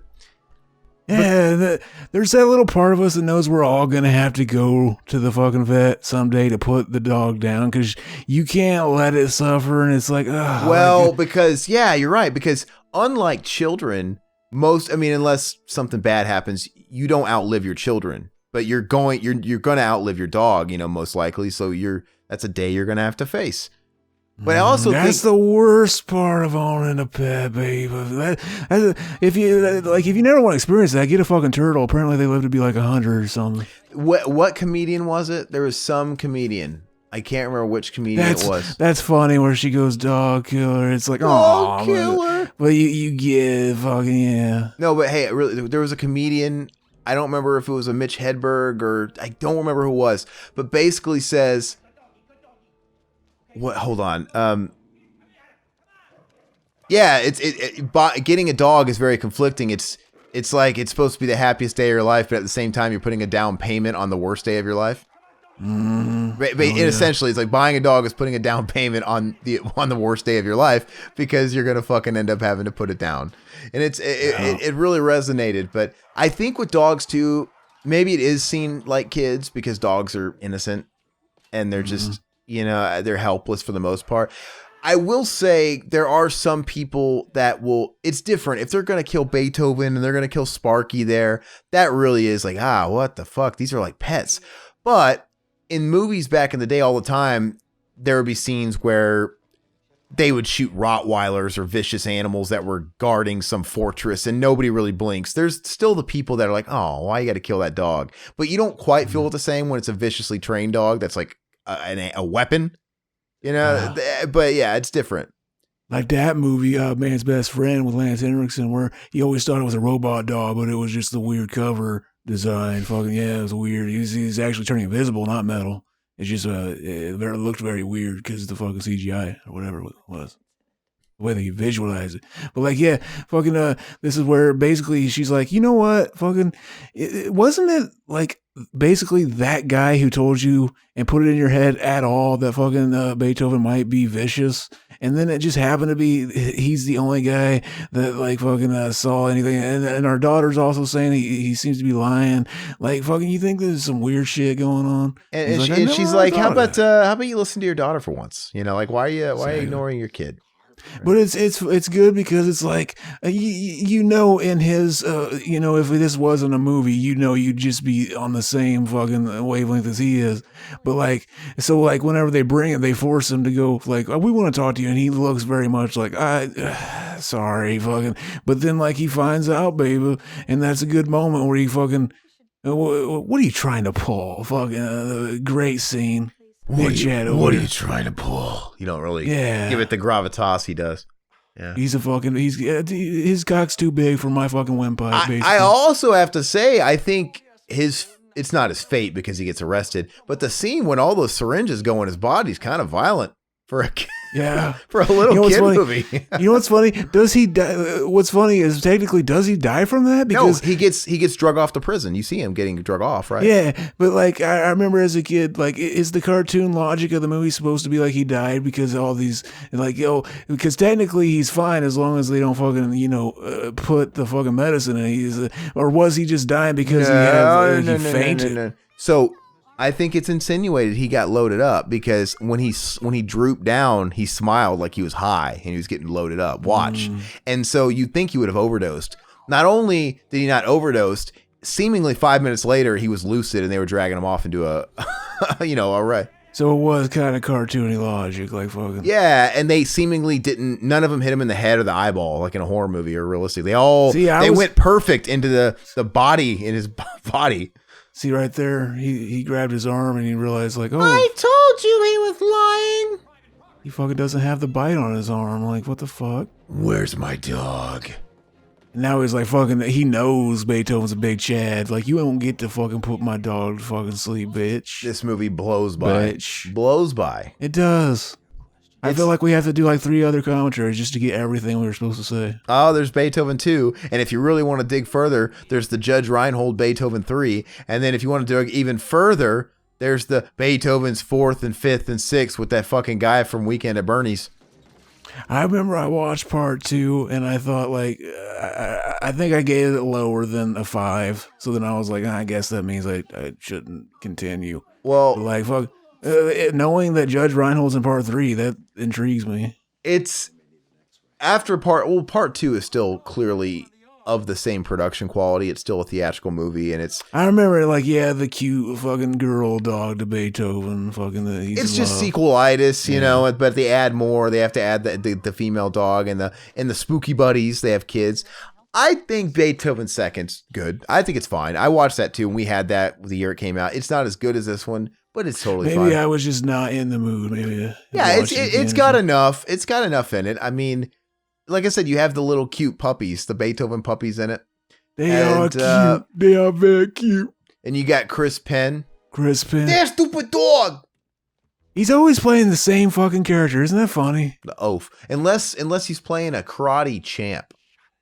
Yeah. The best of the best. I saw a movie of him recently and he was super skinny in it and I forgot what it was. Chris Penn fucking died years ago. What movie was this? Oh, you're talking about Footloose. Chris Penn was really skinny in Footloose. He was Kevin Bacon's friend that he met, his best friend. He was in another movie too. He was in Pale Rider. Okay, yeah, it was Pale Rider. Yeah, okay, Pale Rider. He's skinny too. Then he got blowed up. He got stung by a bunch of bees or something. Fucking he like to eat, baby, and he is not like fucking Melissa LaFever, if you catch my drift. No, yeah. And I think you do. And I think you do. Amazing. No. So we haven't even mentioned Stanley Tucci. Oh, he's brilliant. Yes, and Oliver Platt. They're playing. I want to say they're the Platt. They are the fucking quintessential two grunts that are in every movie, right? Think about it. They're also essentially the same characters in 101 Dalmatians. The two grunts that are doing the dirty work for Cruella de Vil. Oh yeah. Cruella de Vil. They're getting puppies so she can kill them for fur. Except now in this one, Cruella de Vil is an old pedophile looking dude with Coke bottle glasses, and he wants to kill the puppies, for different reasons, to test ammo. Fucking hell yeah. But they're great. Oliver Platt's awesome. I think he's underrated. I think he's awesome. He's a great support character. He played Jimmy King in the great fucking Ready to Rumble. Amazing film. Did he? I still haven't seen Ready to Rumble. Oh God, it's so stupid and fun. He plays Porthos in that Disney 90s Three Musketeers, which I love. I think it's a great movie. I heard they did that same thing they did with Venom with that new Cruella de Vil movie. She's basically not a bad. She's not trying to kill the Dalmatians anymore for their fur. Like she has something about like, oh, she started like a fucking. It was really weird. Like I don't. From the reviews I've heard, I refuse to watch it. From the reviews I heard, they were trying to tap into a little bit of that. Like Venom's kind of an anti-hero and he's not all bad. But then again, they're also trying to do the Joker thing for Disney, like the backstory and I don't know. Nothing about that movie looks good. Fucking hell yeah. Look at all those different multicolored poisons. They're so cute. What? All that, what's he trying to do? Like, aren't they trying to kill the dog by shooting it in the head? What do they need all those? Yeah, why are they going to be humane now? They're going to put him down first because they have a heart? I don't. Yeah, none of it makes sense. I didn't even think of that. I didn't think like the idea of killing an alive dog with a bullet to the head or a dead dog. Really, is just like that's fucking weird shit, dude. Why would you ever? But I'm saying, that? but you can't. Why would they be humane now? They're clearly evil. So maybe it's just so they don't struggle. It's so they don't struggle. And if they're not going to struggle, why is there so many syringes and why are they all different colors? That insinuates they're different. Maybe it's just there so that we have the visual gag at the end where they fucking lunge into him and it's like, oh, the fucking bad guy got it. Hell yeah. I know exactly, but also if they're just to put them down so they can test out the ammo, why? Did you see Stanley Tucci's cow boots there? Yeah, they're literally cow boots. They're cool. But no, hold on, listen to me. Yeah, he screams like a girl. Why? If they're going to put them down, why would they be different colors? Because it insinuates there's different things in those syringes. Because it's visually pleasing to the eyes for a movie. Yeah. His fucking screen there's another part where he's like grabbing at him, like nipping at him, and he's like keeps slowly going down. And I looked up at the TV while I was eating a sandwich while I was watching it earlier, and I genuinely thought he was trying to get a nut out. Like he was sitting there jacking off in the scene. Like right here, watch right there. Yeah. For a second, my brain just thought like he was getting his dick sucked or something. I wonder if this. Okay, so 92. So basically, they're like, you know what? In Home Alone, man, the test audiences and the actual audiences loved when the dummy screamed high pitch with that spider. So it tests well with the kids. We got to have Stanley Tucci scream really high pitch. Because it does. It works with the kids. It does. That was another thing I learned from watching that little video I posted in our Discord of Angus, our boy, talking about it, and the director. It was a big victim of like they just didn't test it with the right audience. They were going for like fucking kids in like middle school, and it's like fucking kids in middle school don't want to watch a movie about a kid in high school who's sad and shit, like a sad movie like that. It's kind of depressing. This is for adults, baby. Look, like they had to watch. Hold up, this is how you know he's nuts. Varnick was very sinister, slow talking. He was taunting his prey, slowly aiming the gun at him and smiling. Right, look at him. Yeah, was he gonna kill him? Now he's gonna kill George Newton. Look at him. What the fuck? It's like now too much. Our little secret like dog head explosion gang is like caught. I mean, it's just like is whoever's paying him to test out ammo paying him enough to commit capital murder and kill a whole family? Because what, was he going to kill a whole family? There's a lot of people there. Was he going to kill fucking 3 kids, a mom and a dad, what? How much is he getting? How much are they paying him? Do you think John Hughes thought of this while he was writing this? Oh, well, hold on. To be fair, Bonnie Hunt and the kids aren't there. So he was going to kill George Newton. Huh. Yeah, exactly. Ted takes him out. Fucking dude, Chad. They always show kids driving cars in movies, and I wouldn't have even known how to even fucking get one started when I was Ted's age. I wouldn't even know what to do. My feet wouldn't even reach the pedals. Yeah, I wouldn't have, like you always think like, oh, it's like playing a video game, or you watch it enough. It's like you could tell that was a reverse shot. Did you see how weird that was? Yeah, it was. Look at him smile. Look, he's clearly high. And look, they're all. So some of them, not all of them, but like it looked like half of them were pumped down. Like they had no liquid in them. I don't know. Oh, okay. I don't fucking know. But oh yeah, I was saying something, but I fucking reverse shot. That reverse shot. And you were talking about driving in kids driving cars, right? It's not like playing a game. Yeah, it's not like that at all. Like fucking, I wouldn't even like the idea to put it in fucking reverse. Wouldn't even hit my mind until it was like it's time to fucking learn. What do you mean? I have to hit the brakes and then go? Don't I just hit B? Exactly. Don't I just press B to go in reverse? Exactly. Fucking you hold the other trigger. To be fair, though, some video games like Gran Turismo are way harder to drive than real life. Like I think fucking shit like Gran Turismo and stuff like that. It's just, it's yeah, where it's like, oh, it's like some weird like boiling it down to like it's a simulator. It's like fucking no. It doesn't feel good. Yeah. Yeah, fucking basically, yeah. All the dogs get broken out of jail with that scene. And then they fucking get revenge on the 2 baddies. And they get, it's poetic justice because they get cornered by some Rottweilers, man. Mm-hmm. Because they locked themselves in the gate, fucking, and it's junkyard dogs. Nanny, boo, boo, nanny, yeah. They should have tied it up and had the fucking biker come out and like fucking it all. Like this movie's all fucking, it's all fucking designed, baby. The fucking Illuminati. They're the fucking, our third eye squeegees. This would have been fun scene to shoot, getting chased by all his dogs. Exactly. And it's kind of cute. You see, it's satisfying to watch. You see like a little bitty dog, because all these dogs want vigilante justice, man. Exactly. Because they've been through hell. The idea, Stanley Tucci, like he's a dank character actor. He always plays like those weird oddball type of roles. Like that's the only thing that would really interest me. Like if I had to become an actor, it'd be like kind of a character actor like that. Like just a fucking weird, show up every once in a while in a movie, and it's just like, oh, it's that guy. I wish they don't know my name. I wish Freddy Krueger. I wish that demonic dog that pisses fire would show up in this in this junkyard. This is the same fucking junkyard that Kincaid got killed by Freddy in, and Star Kid fucking found his mecha suit. Are you bullshitting me, or are you just saying that?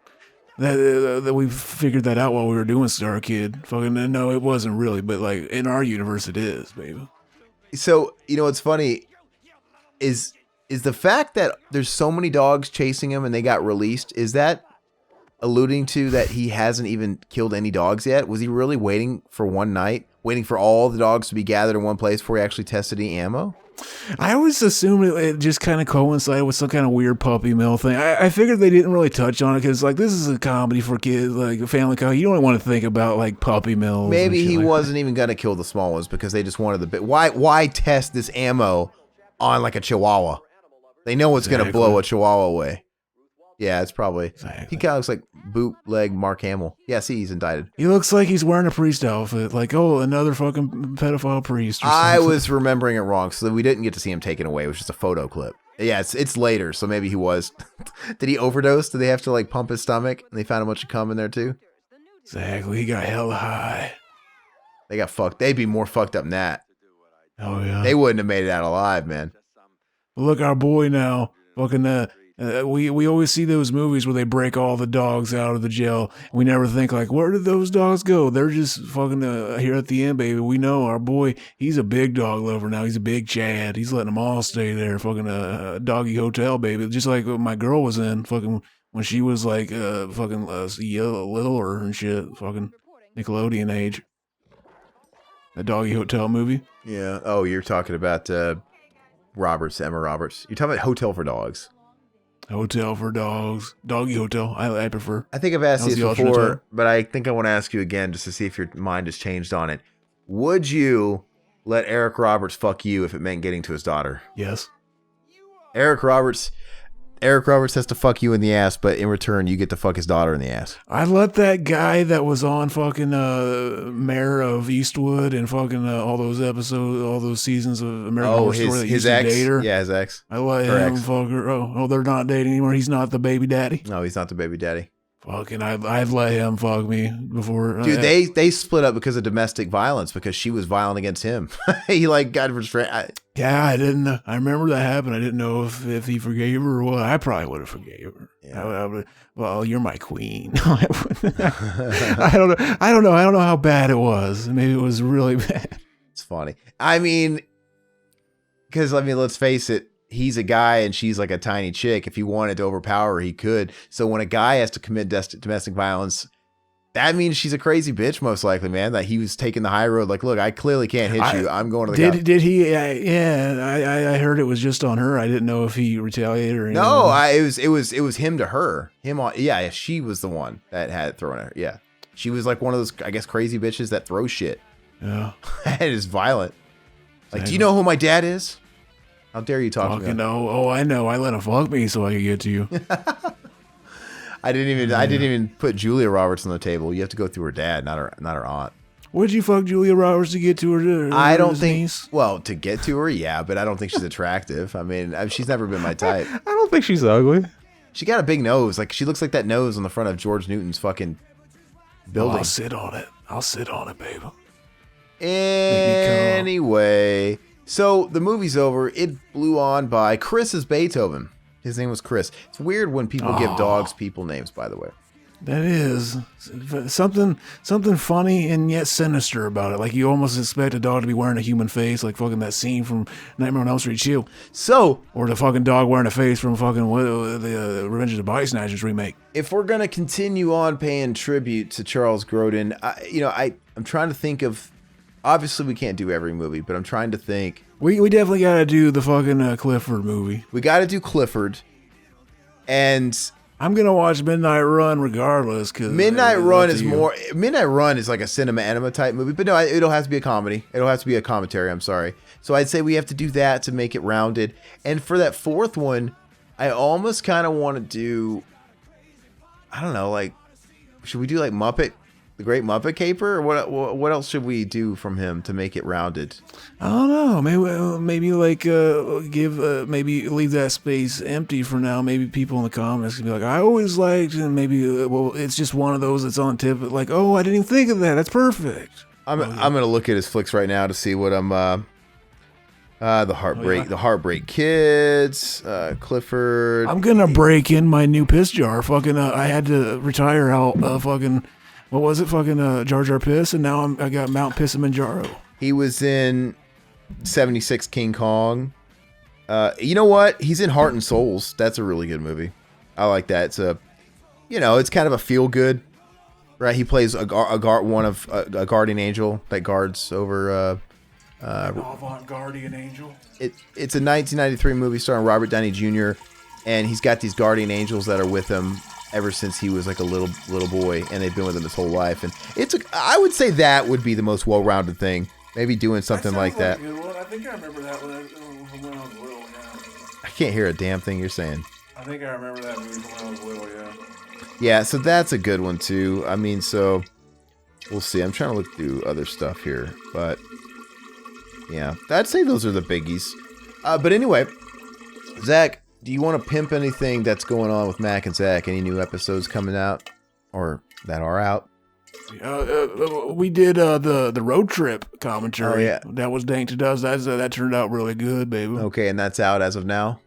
Oh yeah, and I can mention like basically fans of Mac and Zach Save the World. If you're like a big fan, I don't know why you would be. That's fucking degenerate shit. But like fucking like if you want to like own all that shit, we've been thinking about like basically having a couple like just kind of the basically delete because it's like we never thought they were good, and it's like we want to keep the quality, get rid of the quantity because basically they're just taking up space when we know we're gonna redo those movies anyway. So fucking yeah, there's just definitely and a lot of them were like plagued with like fucking. It was before Mac had a decent microphone. It was very bad. It would do this robot-y shit and fucking break out a lot. So yeah, they won't be missed because we're gonna do them better eventually. And but yeah, we'll give you a couple weeks to get all those if you want to. Yeah, and I'm sorry, we got Plumkey, one of our loyal patron supporters. He's actually in the chat right now, and he's saying any new YouTube comments. I almost forgot about comments. You know why? Because the movie was so breezy. Oh yeah, we had so much to talk about. I kind of forgot about comments, and we have tons of comments. Like a fuck ton of comments. Feels like we haven't done them in a while. It's because we did 2 straight to back cinema enemas, right? So I'm gonna power through these. I'm gonna be a man of the people. So and I might even read any cinema enemas we have to, just because I don't know. We never get around to reading them on that. Son-in-law Zakito 15 says it's kind of true about inbreeders in South Dakota. Both white and natives can agree on that. Okay, never been to South Dakota, but maybe I don't want to go now. Fucking Son-in-Law, though, what a great film. We got some various people that have watched our streams after they posted, after they've gone live. Remember, if you guys want to know when we go live, join our join our Discord. We have a free public Discord for everybody. We're very communicative on that, obviously, or follow us on socials. We'll let you know when we go live. Typically, we go live Fridays, and we're going to start going live as well on Sundays, I believe. But anyway, Lazy Peter tuned into a Resident Evil playthrough and was saying it was a great stream. Let's see, that's a Mac and Zach. I'm not going to read that. On the faculty, got quite a bit. Devin Dungan, great commentary. He says, this is a movie I really need to check out. He says it sounds really cool. It is. It's kind of a homage to old school horror, but it happened to be put out. Yeah, I can't even imagine somebody discovering that movie from, hell yeah. That's one of those classic babies. Hell yeah. You forget that people are like fucking rediscovering shit all the time. Yeah. You just take that for advantage. So, like, that was a huge movie when it came out for me. The faculty, Blocko69 says, check out Carney starring Jodie Foster, Gary Busey, and Robbie Robertson from The Band. Amazing performance by Busey. I think on that commentary, I was talking about how Busey's in a lot of movies that I love, like classic films, but there's something about him that also kind of turns me off. You remember Jodie Foster's fucking big gap in her teeth? Uh-huh, yeah. And fucking Taxi Driver. Yeah. Fucking, we need it back. Bring it back, fucking girl. Bring it back, girl. Okay. Rock that look. The faculty, Ishmael Premier, he says the faculty or that time Aaron dewormed himself. Oh, yeah. I don't know if he's like talking about... the thumbnail or what, but I was. I did talk about my deworming, didn't I? Gross. Yeah. Yeah. I got interested one night and looked for like deworming videos. Like I figured they would be on there. They're educational, right? But I couldn't find any from humans. So yeah, that's fucking gnarly, man. So, let's see. That's almost. I think the tapeworm story, we should think about that. That was on the faculty, maybe. So maybe if we ever want to revisit the Campfire Tales, little segments we cut out. Oh, yeah. American History X, Caramel Kine says, his words, not mine, gay as fuck. Where the fuck is the movie? Besides all the talk bullshit, I'm reporting you for false upload and misleading. What? I'm reporting you for a sentence that is grammatically all over the fucking place. And that hurt he killed us. I don't know what's misleading about American History X commentary. I don't know what's misleading about that. Big dash BTM podcast. It's also part of the title. I don't know what's misleading about that. And I'm sorry that you just have a fucking trigger finger and you just click on anything. Yeah. And even if you make that mistake, just brush your shoulder off and accept that you wasted a half a second of your life and find the next thing. Is it really worth typing a response on YouTube and then saying you're going to report us? Which, by the way, you didn't, bitch. Actually, you could probably get in bigger trouble doing a false report. Saying it's misleading. They might fucking strike you instead, baby. We have no reports. Exactly. I never got it. So you're all talk. I'm glad you wasted your time. And or they just read it and was like, oh, that's stupid, and didn't give it to us. Like, I think they review them all. listen, just pay the $2.99 to rent it and fuck off. I don't even know. That's what it was. He put in American History X. He saw ours sitting there. He saw one that had a green dollar sign on it. And it's like, I'll click on the one without it. He thought he was cheating the system. Like, I got them. Fucking, I picked the free one. Fucking idiots. And then like we ripped the fucking rug out from under them. Like, you fuckers, I'm gonna report you because you prevented me stealing. Genius. So fucking Very stupid, Chad. man. All right. Lots of We should just admit that we did. That was all our scheme to do that. Hopefully he's listening to this and he just figured out the truth. It might be a woman. I can't really tell from the thumbnail. It's either a dainty guy or a woman or something. I don't know. Their name's Caramel. So whatever. That doesn't sound like a real woman's name. But that's amazing. Lots of exploited shit to comment on. Keep going through that stuff. Stop or my mom will shoot. Commentary. Newt Cox says, no idea why, but I went opening weekend to see this movie. Never was a Stallone fan. I guess maybe I was really into the Golden Girls back then. I mean, either or. Chad. They obviously put two powerhouses together on a marquee to pull in two demographics, to bring them together. So, it worked. You think a black man's nut tastes like caramel? Why would it not taste like chocolate? Why caramel? Fucking, that's just what I was thinking. All right, moving on. Our Street Fighter, Jean-Claude Van Damme commentary. Well, this machine kill says, hell yeah, eat up. We getting served the cheesy Street Fighter with the greasy Mac. Because Mac was in tow. That was a fun commentary. And then Devin Dungan says, great podcast, guys. Thank you guys so much. That's how you write a classy comment. Take note, Caramel. Fucking greasy Mac should be fucking Mac's new his fucking alter ego. He's the greasy Mac. Fucking, he is so greasy. Fucking, it comes out and does a little fucking. All right. Relatively new listener by the name of Reem had commented on one of our Resident Evil Village playthroughs. They said this video is great and I didn't understand anything, but all the people who called me were nice and I love you. Weefac or waifu. I don't know what that means. I think they were from the Middle East, so they kept saying that they didn't understand what we were saying, but they were enjoying it. They also say this was the most beautiful video with the people. You're saying like the people they're just as great? No, they are fucking. He is woke. He's red pilled on the Mackenzack cult. He's down with it. Basically, once again, we don't know if this is actually a woman or a guy. They're going by the name Reem. They got sort of a cutesy lolly. I'm just assuming they're a man because they liked the show. There we go. No women like us. We're always going to assume that. That is right, man. But I think our demo, if you look at, isn't that funny? Yeah. No, Plemke's trying to like correct me. I know. Reem was in the stream. That's right, though. They were 11. Did they say they were a girl? I don't remember. I don't think that ever got specified, so I didn't want to just like assume or whatever. Okay, so wow, that's right. It was a kid. That's right. We were like, oh gosh, we should like walk on eggshells. Should we be careful what we're saying? Just for the record, we label all our videos as being for adults. So if a kid gets on through, we just got to let you know we tried to warn you.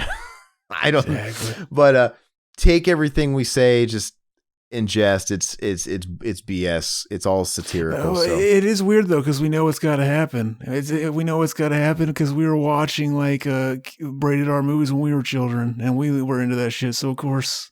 Like I was thinking about this one like not that long ago. You think like we're so in the like early days of like fucking podcast technology. You think in the future it'll basically be like the archives of all this shit will be like kind of reality television seasons. They're like, oh yeah, will they have to like put meme language in the history books and like fucking like, oh yeah, when somebody says something was Chad back in 2021, it meant specifically. And sometimes there was also people who did it ironically. And it could mean that like this and like you ever think about shit like that? No, I don't. But it could happen. I'm thinking about reading the rest of these on another playthrough, on the following playthrough of Resident Evil Village Part 5. It just became like a meme thing because Reem, the new listener, she I guess had posted wow, and then everybody just followed suit, and everybody just kept putting wow, wow, wow, wow. Mendoza silhouette, Willis machine kills, Mac even jumped in there. Wow, wee wow. No, thank you so much. Like I said, the Revival House is for everybody. So I mean, If you're under the admittance age, it's fine. Just be cool. We're cool. Don't take what Zach says seriously. He means no harm to you. Don't worry about it. It's a big fucking meme. It's a big meme, baby. We're happy to have everybody on tow and all the support. I'm basically like the Twitter shit poster in real life. Yeah. Oh, Encino Man commentary. Listener by the name of Cian Swan. I think they're like, it's like, that seems like a Malaysian or Indian name. Seems way too classy to be following us. It's like someone from India or Malaysia, and basically they just say fucking you. Oh yes. So obviously that sounds hot. They're upset. The way I read it, it looks like fucking you, like he's gonna fuck us. I think that's a woman who got attracted to my Chad fucking alpha energy. Well, your woman has a bulge because I'm looking at his fucking picture right now. He's a guy. Dang. He's a guy. That's even sexier. He's a guy in a jumpsuit. He looks like some sort of mechanic. Anyway, it reads like fucking you, like I'm going to fuck you. But the way I read it in my head was like, fucking you. Like he's calling us fucks. Because he wanted to watch Encino Man. You know what I heard? I listened to... Who doesn't? I can't blame him for that one. Let's move on. And this guy's clearly from, the East, right? And I listened to Bobby Lee's podcast with him and his girlfriend. I love Bobby Lee. And she's from the Philippines, his girlfriend, the co-host. And she says in the Philippines, Pauly Shore was a god. And when Pauly Shore was, doing that run of films, Encino Man, Jury Duty, he was bigger than any A-list star you could throw out there. He was Tom Cruise.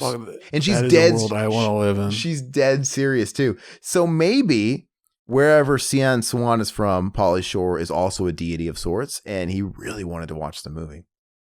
But Man, fucking Pauly Shore should be a deity. We should start that. A cult? Mag and Zach, I don't know why. It will just shoehorn it into our already existing cult. Yeah. All right. Showdown Little Tokyo commentary. We had Godofredo Menong, also obviously from the Eastern Hemisphere. He simply says fuck. He's shit, fuck, piss, cunt, cocksucker, Look, motherfucker. Very shit. It's really funny at this point. I don't even have anything else to say. It's really funny. I'm sorry you guys click faster than you can read. They very good. They good. They got big concrete cocks on them motherfuckers. If I bit into that shit, it busted every tooth out my mouth. Hey, Plemke in the chat, he's saying, yeah, Aaron in the East, commentary means full movie. It could be a communication breakdown. You're right. Language barrier. Maybe we don't understand them. But regardless, they're here to learn, and we're telling them what it means in English. Exactly. Street Fighter 94 commentary with Jean-Claude Van Damme. Adrian Mendoza, the Omega himself, says, I love how passionate, excited, and full of trivia Aaron has on this movie, and how Zach and Matt could care less.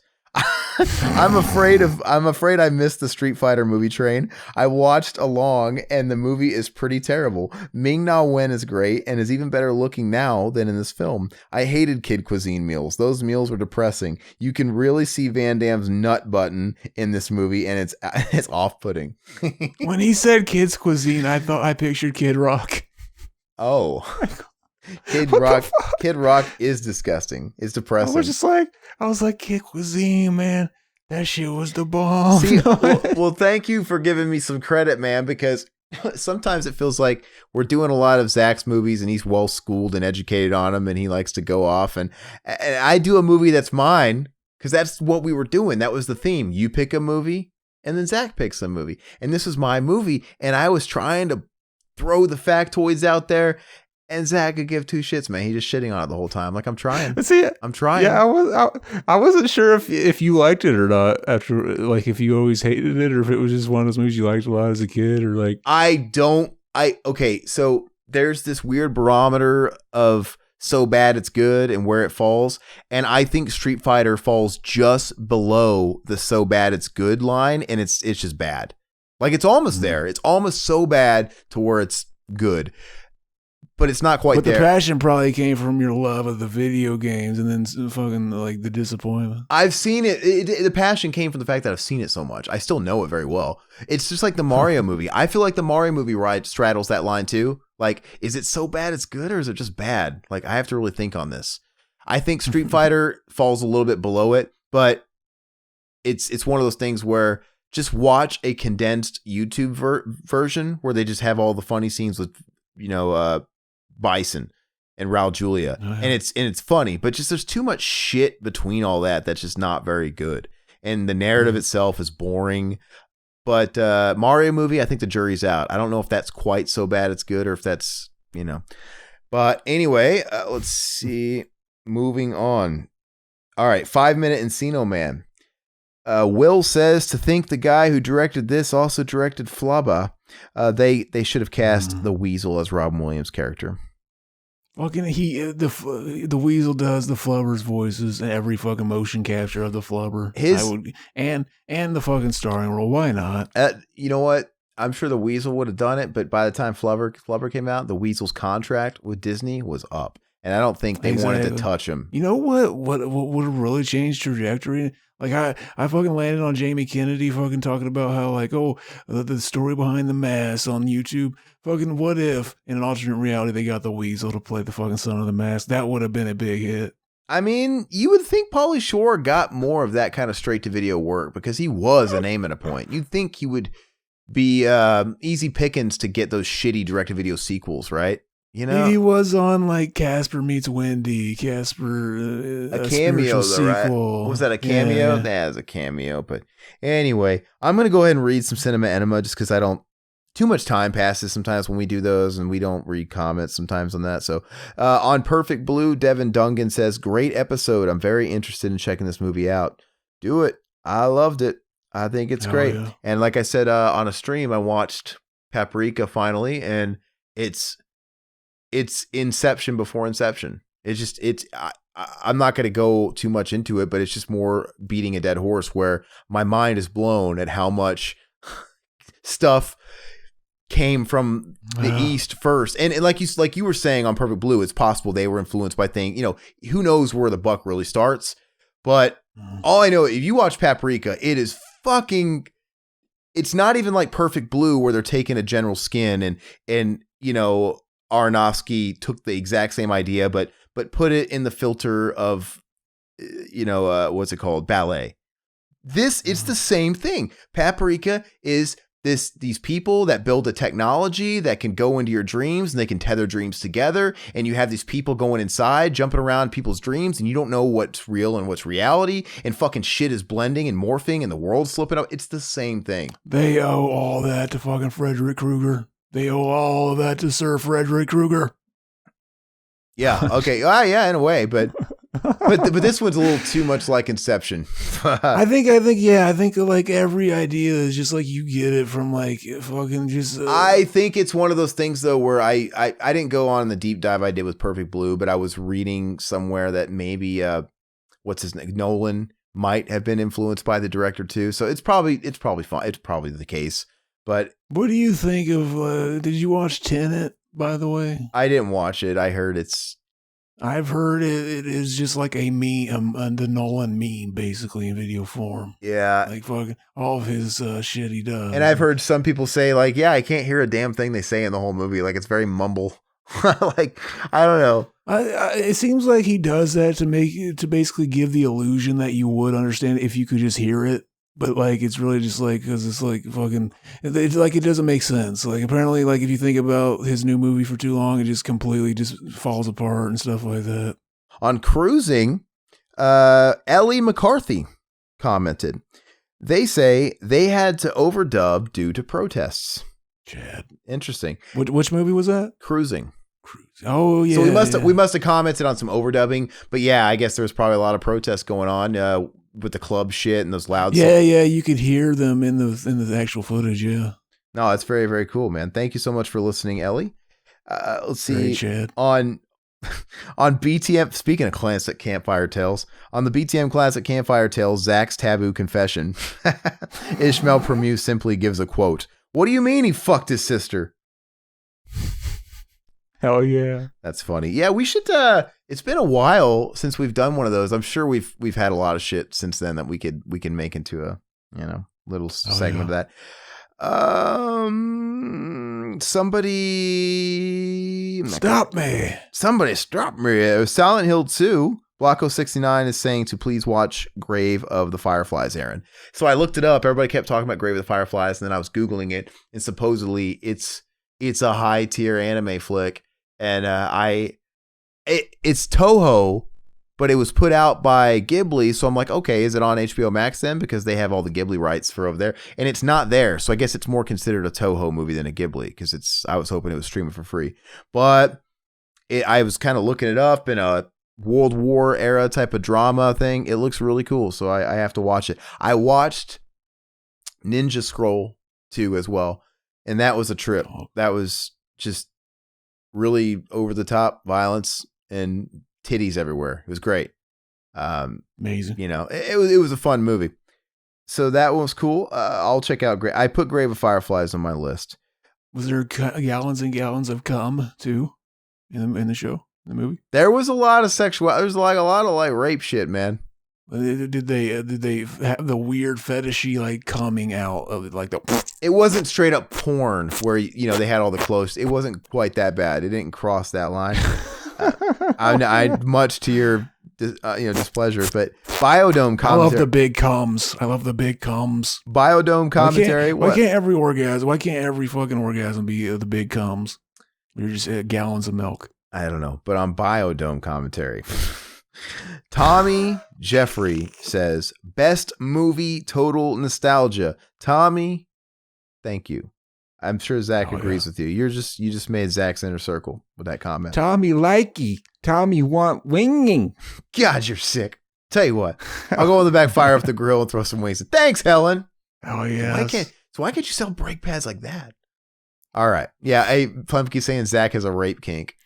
I actually do like that's one thing. Like, dude, I noticed how fucking like kind of very standard vanilla I am when it's like shit like that pops up, and it's like anytime like you ever see those porns where the guy's like getting too slap happy and it's like she doesn't even seem like she's liking that always makes me cringe even whenever it's like that. It blows me away at how big of a phenomenon rape kink is with women, because I've dated women that have told me this too, and it's nothing I could ever get behind.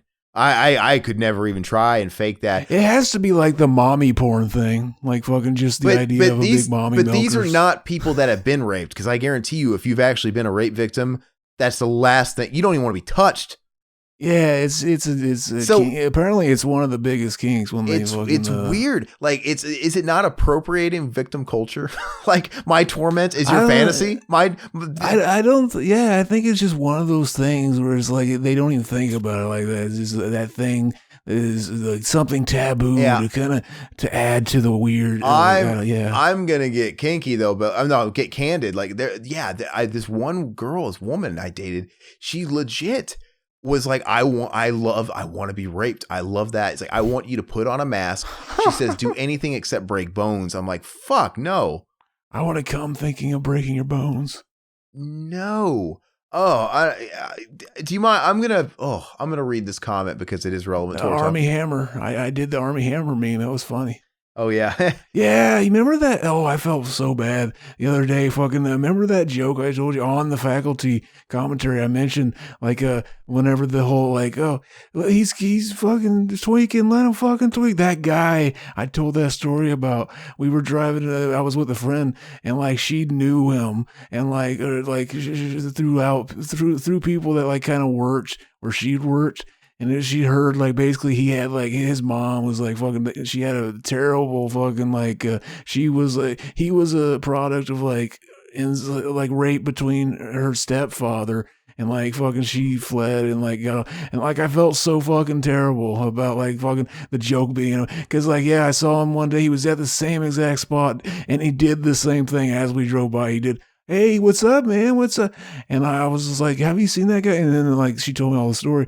And then like the next time I saw him was like a couple of days later, and he was in the parking lot of fucking like Burger King, and he just looked like he fucking like he just had like the fucking worst day. Like he was sobbing, like fucking just crying, like up into the sky. Like I felt so fucking terrible. Fucking hardcore shit. And I feel like sometimes I want to apologize too. I mean, not that I want to apologize. We talk shit and it's satirical, but I sometimes I feel like apologizing because I know when we talk about rape, even when we're condemning it, or even if there was like I don't think I make jokes about rape. That's not a topic I like to joke about, but I feel bad if it triggers anybody out there. Oh, yeah. You know what I mean? Because if somebody, dude, it's so common. I feel like I could throw a rock and it'd be harder to not hit somebody that was somehow molested or taken advantage of these days. And I'd hate for anybody to be listening to our commentary and get triggered because we're even talking about it, because I get it. But sometimes it's also like just kind of the way the world is. And it's just like, if you're dealing with any sort of trauma, I mean, how are you going to go your whole life without watching movies and stuff that bring this trauma up? You know, it's brutal, man. So my heart goes out to anybody that deals with that sort of thing. I deal with trauma. Yeah. I deal with trauma myself with a lot of different shit. And I feel it because like there's certain things that trigger me and I just have to learn to deal with it. And it kind of sucks because, you know, a lot of the movies I like deal with traumatic shit, right? We talk about horror movies, fun movies, but it's movies that I don't know. Is it really always exploiting someone's plight, or is it putting humor in it, you know, and taking it light? Like, how do you approach a movie? You know what I mean? Yeah, I think we've been telling stories, baby. That's what we do. And fucking like, you understand that, but yeah, baby, it can fucking like, yeah, people go through shit and it sucks, baby. So it's like, I guess there's different degrees to it. So if you're watching Freddy Krueger and somebody in your family was murdered, I guess you could be triggered by that, but it's also very obviously not taking it too seriously. It's Freddy Krueger. But when you watch, it's what I was talking about with Bat on those streams and stuff, and Goat, when you're watching a brutal rape movie or something like that, or a brutal domestic violence movie, or a brutal child abuse, that's what makes it exploitation. Yeah, it's like they're playing on all that, and it's like it's just once you internalize that, it's like, oh, it doesn't even bother me. That's what the name of the game is. That's what they have to do. Fucking it's I try not to, but yeah, I know I've been triggered by certain things, and it's just one of those things where it's like, I mean, I can do my best to avoid certain types of things that don't do it for me, but at the end of the day, I just gotta have to have a thick skin, and I know it's that's like easier. Equating it to like fucking. I remember when I was a kid, like the sound of people rubbing their hands together always kind of made me cringe. Yeah, like fucking like a weird shocky type of like, yeah. It was like it still happens every once in a while, but it's like I always just put up with it. It's like I can't go around telling people not to rub their hands together. That's something people like to do for some reason. I want to end it off by saying though too, but even though I was saying I have to a degree just kind of accept that if I'm going to enjoy the world and not live in a shelter, I have to just kind of roll with it. But that's also easier said than done. I'm not saying everybody's thing is the same, right? I mean, I would hate to, I don't know. I would hate to be a total basket case because of somebody just totally took you through the ringer. I mean, I can only imagine, but, and also certain people are just mentally equipped differently too. When you get PTSD from anything, like, yeah, fucking, you always hear those stories of like fucking army vets, like fucking just filling up their car with gas, and all of a sudden they're putting on a flap jacket and fucking like hiding in this, like some fucking noise made or something just took them right back to that. Fucking, everybody processes things differently. So obviously you could always put the shoe on the other foot, and it's always, the grass is always greener. Someone always has it worse, but also sometimes people, in your opinion, maybe they didn't have it as bad and you're looking at it like that, but it doesn't matter. They're affected. Maybe they're affected by it worse. Like some people are just mentally equipped different. Like I think some people have higher thresholds like anything else. Some people are a little bit more resilient. Some people, different amounts just rattle them to the core. So I just think you should always wear gloves on certain things around people, because you never know. You haven't walked in their shoes. Anyway, as Plemke is saying, I never intend to trigger anyone, and I sympathize with any victim. Well, this discussion turned dark. So we can get back to the humor now. No, it's funny. I like it, man. I like the discussion, and it's cool. That's what so much of humor is too. Is coping, finding a way to cope. It's coping, and that's why comedians kill themselves. That's why comedians are notorious for committing suicide and being depressed, because they built their entire life out of making the whole room laugh. Right. Because it's a whole psychological thing. And Plemke, don't apologize, because that's something I've thought about lately too. Whenever we record episodes and we sometimes touch on certain things, and like I said, the R word, I don't think we've ever made jokes about that. It's always condemning in nature, unless Zach's, I don't know, maybe I guess when Zach says things like, oh yeah, fuck me, there's whatever. But when we're actually talking about that's consensual. I'm telling you, dude. Yeah, okay. Yeah, I guess you're right. But whenever we're talking about the actual act of dude, it's always in a condemning nature, and I do feel bad sometimes after we record stuff. I'm like, we all do that. We all do that fucking like, oh man, yeah, that weird thing I said that one.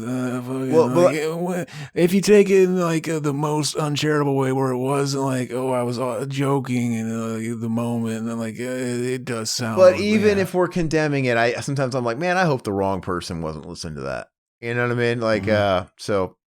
Whatever. And it's funny because I'll tell you, like a Robin Williams or any other comedian, a lot of the people that you're hearing talk about it on podcasts are also people that can relate to it. And like Zach was saying, it's probably a form of coping. So I am comfortable to a degree talking about some of the stuff that I've dealt with because it is kind of therapeutic, but also, maybe other people aren't going to translate that way. I don't know. I'm rambling at this point. But don't feel sorry for bringing it up. I'm happy we were talking about it, actually. Okay, last comment. We're going to end it. And it's going to be Cinemanima. My main man, Randall Plunkett, we were talking about his flick, The Green Sea, which, by the way, it is now out. You can get it on demand. iTunes, Google, all that stuff. I got it on Amazon. You can rent it. You can buy it. It supports indie filmmakers. It supports a great friend of ours. It supports us, like by proxy, actually. And, it's not much. I think to rent it, it costs like $4.99, and to buy it was $5.99. To me, it was a no-brainer. I bought it. I was going to buy it anyway.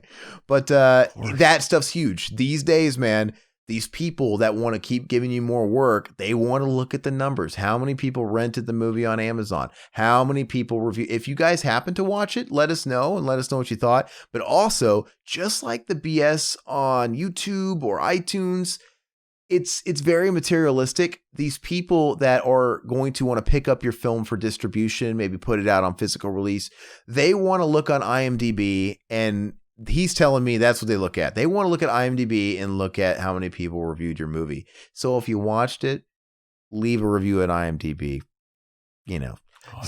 Anyway, but that was a fun chat. Adrian says, this was a great episode. Randall seems like a cool guy. Randall is an intelligent, handsome man, smoldering good looks, and eyes that seem to pierce through your soul, and an accent like chocolate. Oh, okay, I'll tell him that. Also, I've also seen Seconds and Primer, both interesting films, yet dense. I need to watch those films again. I will definitely rent The Green Sea. I plan on watching The Green Knight as well. Randall had mentioned that they had shot a portion of that film on his land. That they did. And I want to watch The Green Knight too. I want to check it out. But yeah, dude, definitely. And like I said on Amazon, it was like $1 difference. So rent it, buy it, whatever you want to do.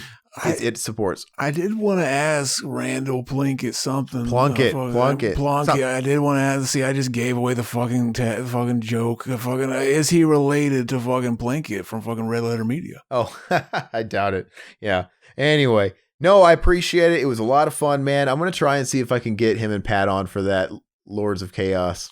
Exactly. That would be really fun. That would be really, really, really fun. And I brought it up in our group chat with Pat and Randall, and Pat didn't say yay or nay. We just kind of got on a tangent talking about the movie. Yeah. So I'm like, but he didn't tell me yay or nay. I know his whole thing because he's been wanting to start a music podcast for a while, but he can't for some reason can't get past that threshold of actually getting a decent mic and sitting down and just doing it. But I told him, I said, it's like Randall, man, just call us on your phone. No big deal. Just call us.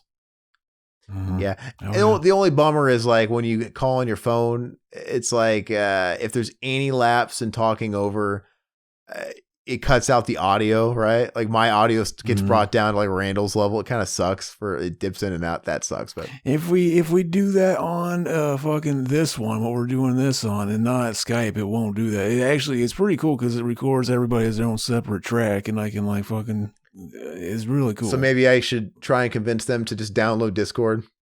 Yeah, if they could, yeah. It makes everything so easy. It'd be even way easier if it's like through your phone too. But like, yeah, that's just the hardest part is like, oh yeah, it's not, I don't call you. You're going to have to go to our thing and then go to the fucking the live or the recording room. Yeah, especially it's like a chat room kind of thing. If we get someone, but it's if we actually get Angus to come on, right? It's like you don't want to inconvenience anybody. Like, hey, you want to download this? It looked like The video I posted in our thing, it looked like they were actually doing that podcast where you could see the director and Angus. A great video, by the way. You should check it out. Like, it's a really great video. And like, yeah, it seemed like they were doing that over Discord. So he might be. He's been doing a podcast, baby. Oh, yes. Podcast machine. Okay. Yeah. All right. Well, I might actually hit him up then. Depending on what he says, I'll have to chat with you about it. And I mean, you could see those messages too. I'm just going to go through our like Instagram. Not going to be too professional. All right. Well, thank you guys for listening, and thank you for Plemke for joining. Thank you for being a Patreon, Plemke. Thanks Mendoza for being a supporter. I need to start. You know what? I got to start reading off our supporters, man. Why don't we do that? How come we don't do that shit? We don't show you guys enough respect and love. So Zach, entertain him while I pull that shit up. Actually, tell them what's on the Patreon for those who aren't. So while I pull up all this stuff. We just put up the Mac and Zach. We do our fucking every once a month. We try to keep up with fucking exclusive Patreon only commentary. We just put up fucking our boy the Goat was a special guest on it. He showed up for a portion of it. It was most of the movie. We did Night of the Creeps, baby. And that was very chat. And the next episode that comes out for everybody is going to be a fucking Todd Phillips film, fucking Road Trip with Tom Green, great film. I'm thinking my my Patreon only episode will be Grandma's Boy. Fucking, I think we will finally do that. Like, fucking, it's been a while since, but like that's one of those. It's just like I fucking remember it being like a 10 just as a comedy. Fucking just. It was like fucking at least a 9 just on the comedy and the fucking the stoner humor and fucking all that shit. Like, hopefully, even the ending song in that movie. Remember fucking the song they made for the movie is like Grandma's Boy. It's so fucking bad. Like the guy's rap. He's literally like, oh, he just playing out his grandma. Oh, fucking. He pot smoker. It was just so bad, and it was. This has to be ironic. Could they have actually hired a rapper to make it? Like, surely this was just like it was just a perfect storm that it was that bad. It's great. It's so fun. Yeah. So I gotta be honest, man. This Patreon app, it does not make it easy to look at who all is supporting. So some of this, I hope I'm getting it 100% correct, and I hope I might get somebody that's since had to suspend it for a little bit. I don't know, but it's a pain in the ass. It tells you how many you have, but you can't like click on it and just like see the list of people. So the best way for me to go off of it is going into my inbox when I thank everybody when they join. So I'm going to kind of go off that, but I got to thank Brian Kennedy for supporting us on Patreon. I got to thank the one and only Adrian Mendoza. I got to thank T.I. Moonholland for supporting us as well. Gio Kalunga, you're the man. I left my heart in Boston looking for the tea party. I got Plemke, one and only, dude. Thank you so much, man. I got to say, you and Mendoza, you guys are in here every time we record. You guys are warriors, so thank you so much. It really, really means a lot to us. Warriors. Christopher Conrad, I was going to do another Limp Bizkit rap. I'm trying to do it like my Limp Bizkit, Mike. Show me what you got, but I can't. So good. They're amazing, man. Yeah. Christopher Conrad, I hope the girls are calling you daddy in Cincinnati. Exactly. Thank you so much. Devin Dungan, you're the man as well. I'll provide all the Kleenex when you're leaving Phoenix if you come visit us. Devin Dungan, you're Did you direct Big Daddy? Well hung man. You're very well hung man, okay. Young man. Carlos Arjan, thank you so much, dude. And thank you for hooking me up with that Raphael replacement. I ain't even going to try to fucking rhyme anything with Arjan, man. Fuck you. Dijon mustard. Dijon, Arjan. I would jack off in your Dijon. Hopefully they're okay with us saying that, but maybe we should just leave their names. Who knows? Who knows? Yeah. Well, so thank you guys so much. And also Goat, man. I can't forget about Goat. Goat supports us over there. Goat. I think Josh James supports us too. You guys are all great. And the family too. But you guys are all family. We love it. Thank you so much. Hopefully you guys are enjoying what we do. And please, especially you guys, let us know what else you want from the Patreon. I'll tell you what else we're going to do for you. So I am decided that we're going to make it happen. We're just going to figure it out. So I'm talking to everybody right now. We're dedicated to doing more streams because you guys really like the Hangouts. We really love the Hangouts.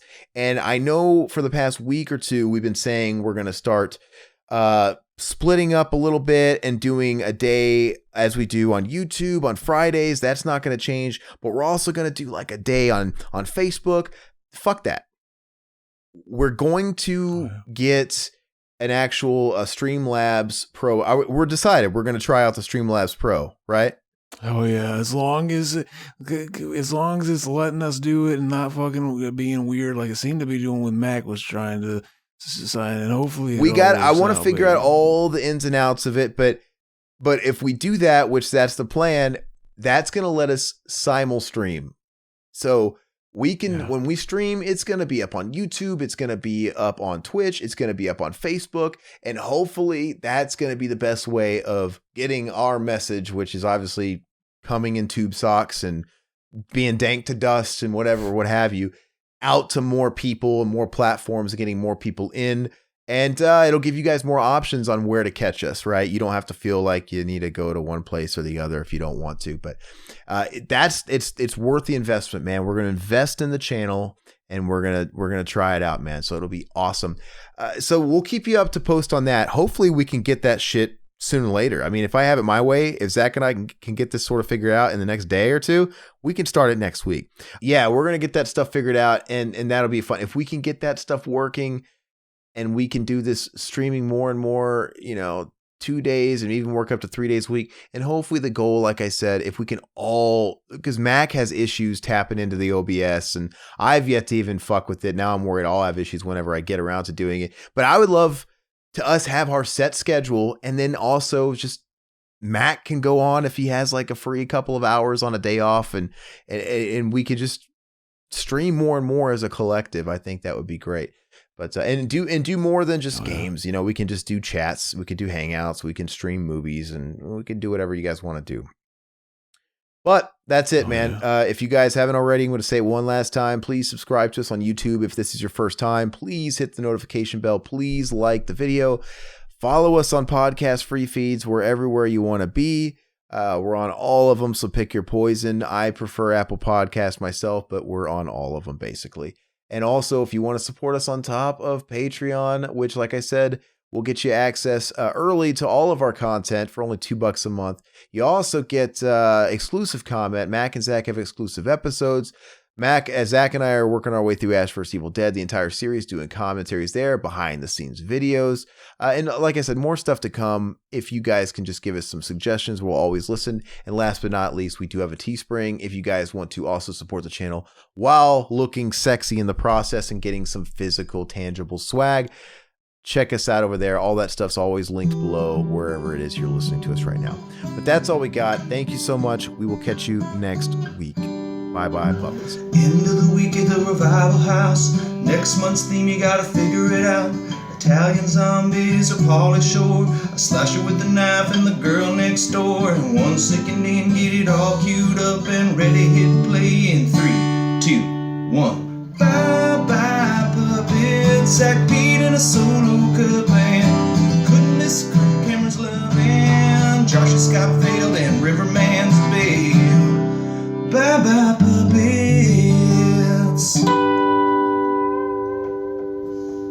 Sounds good, like this country used to. I got a boner the size of Milwaukee. Oh, yeah.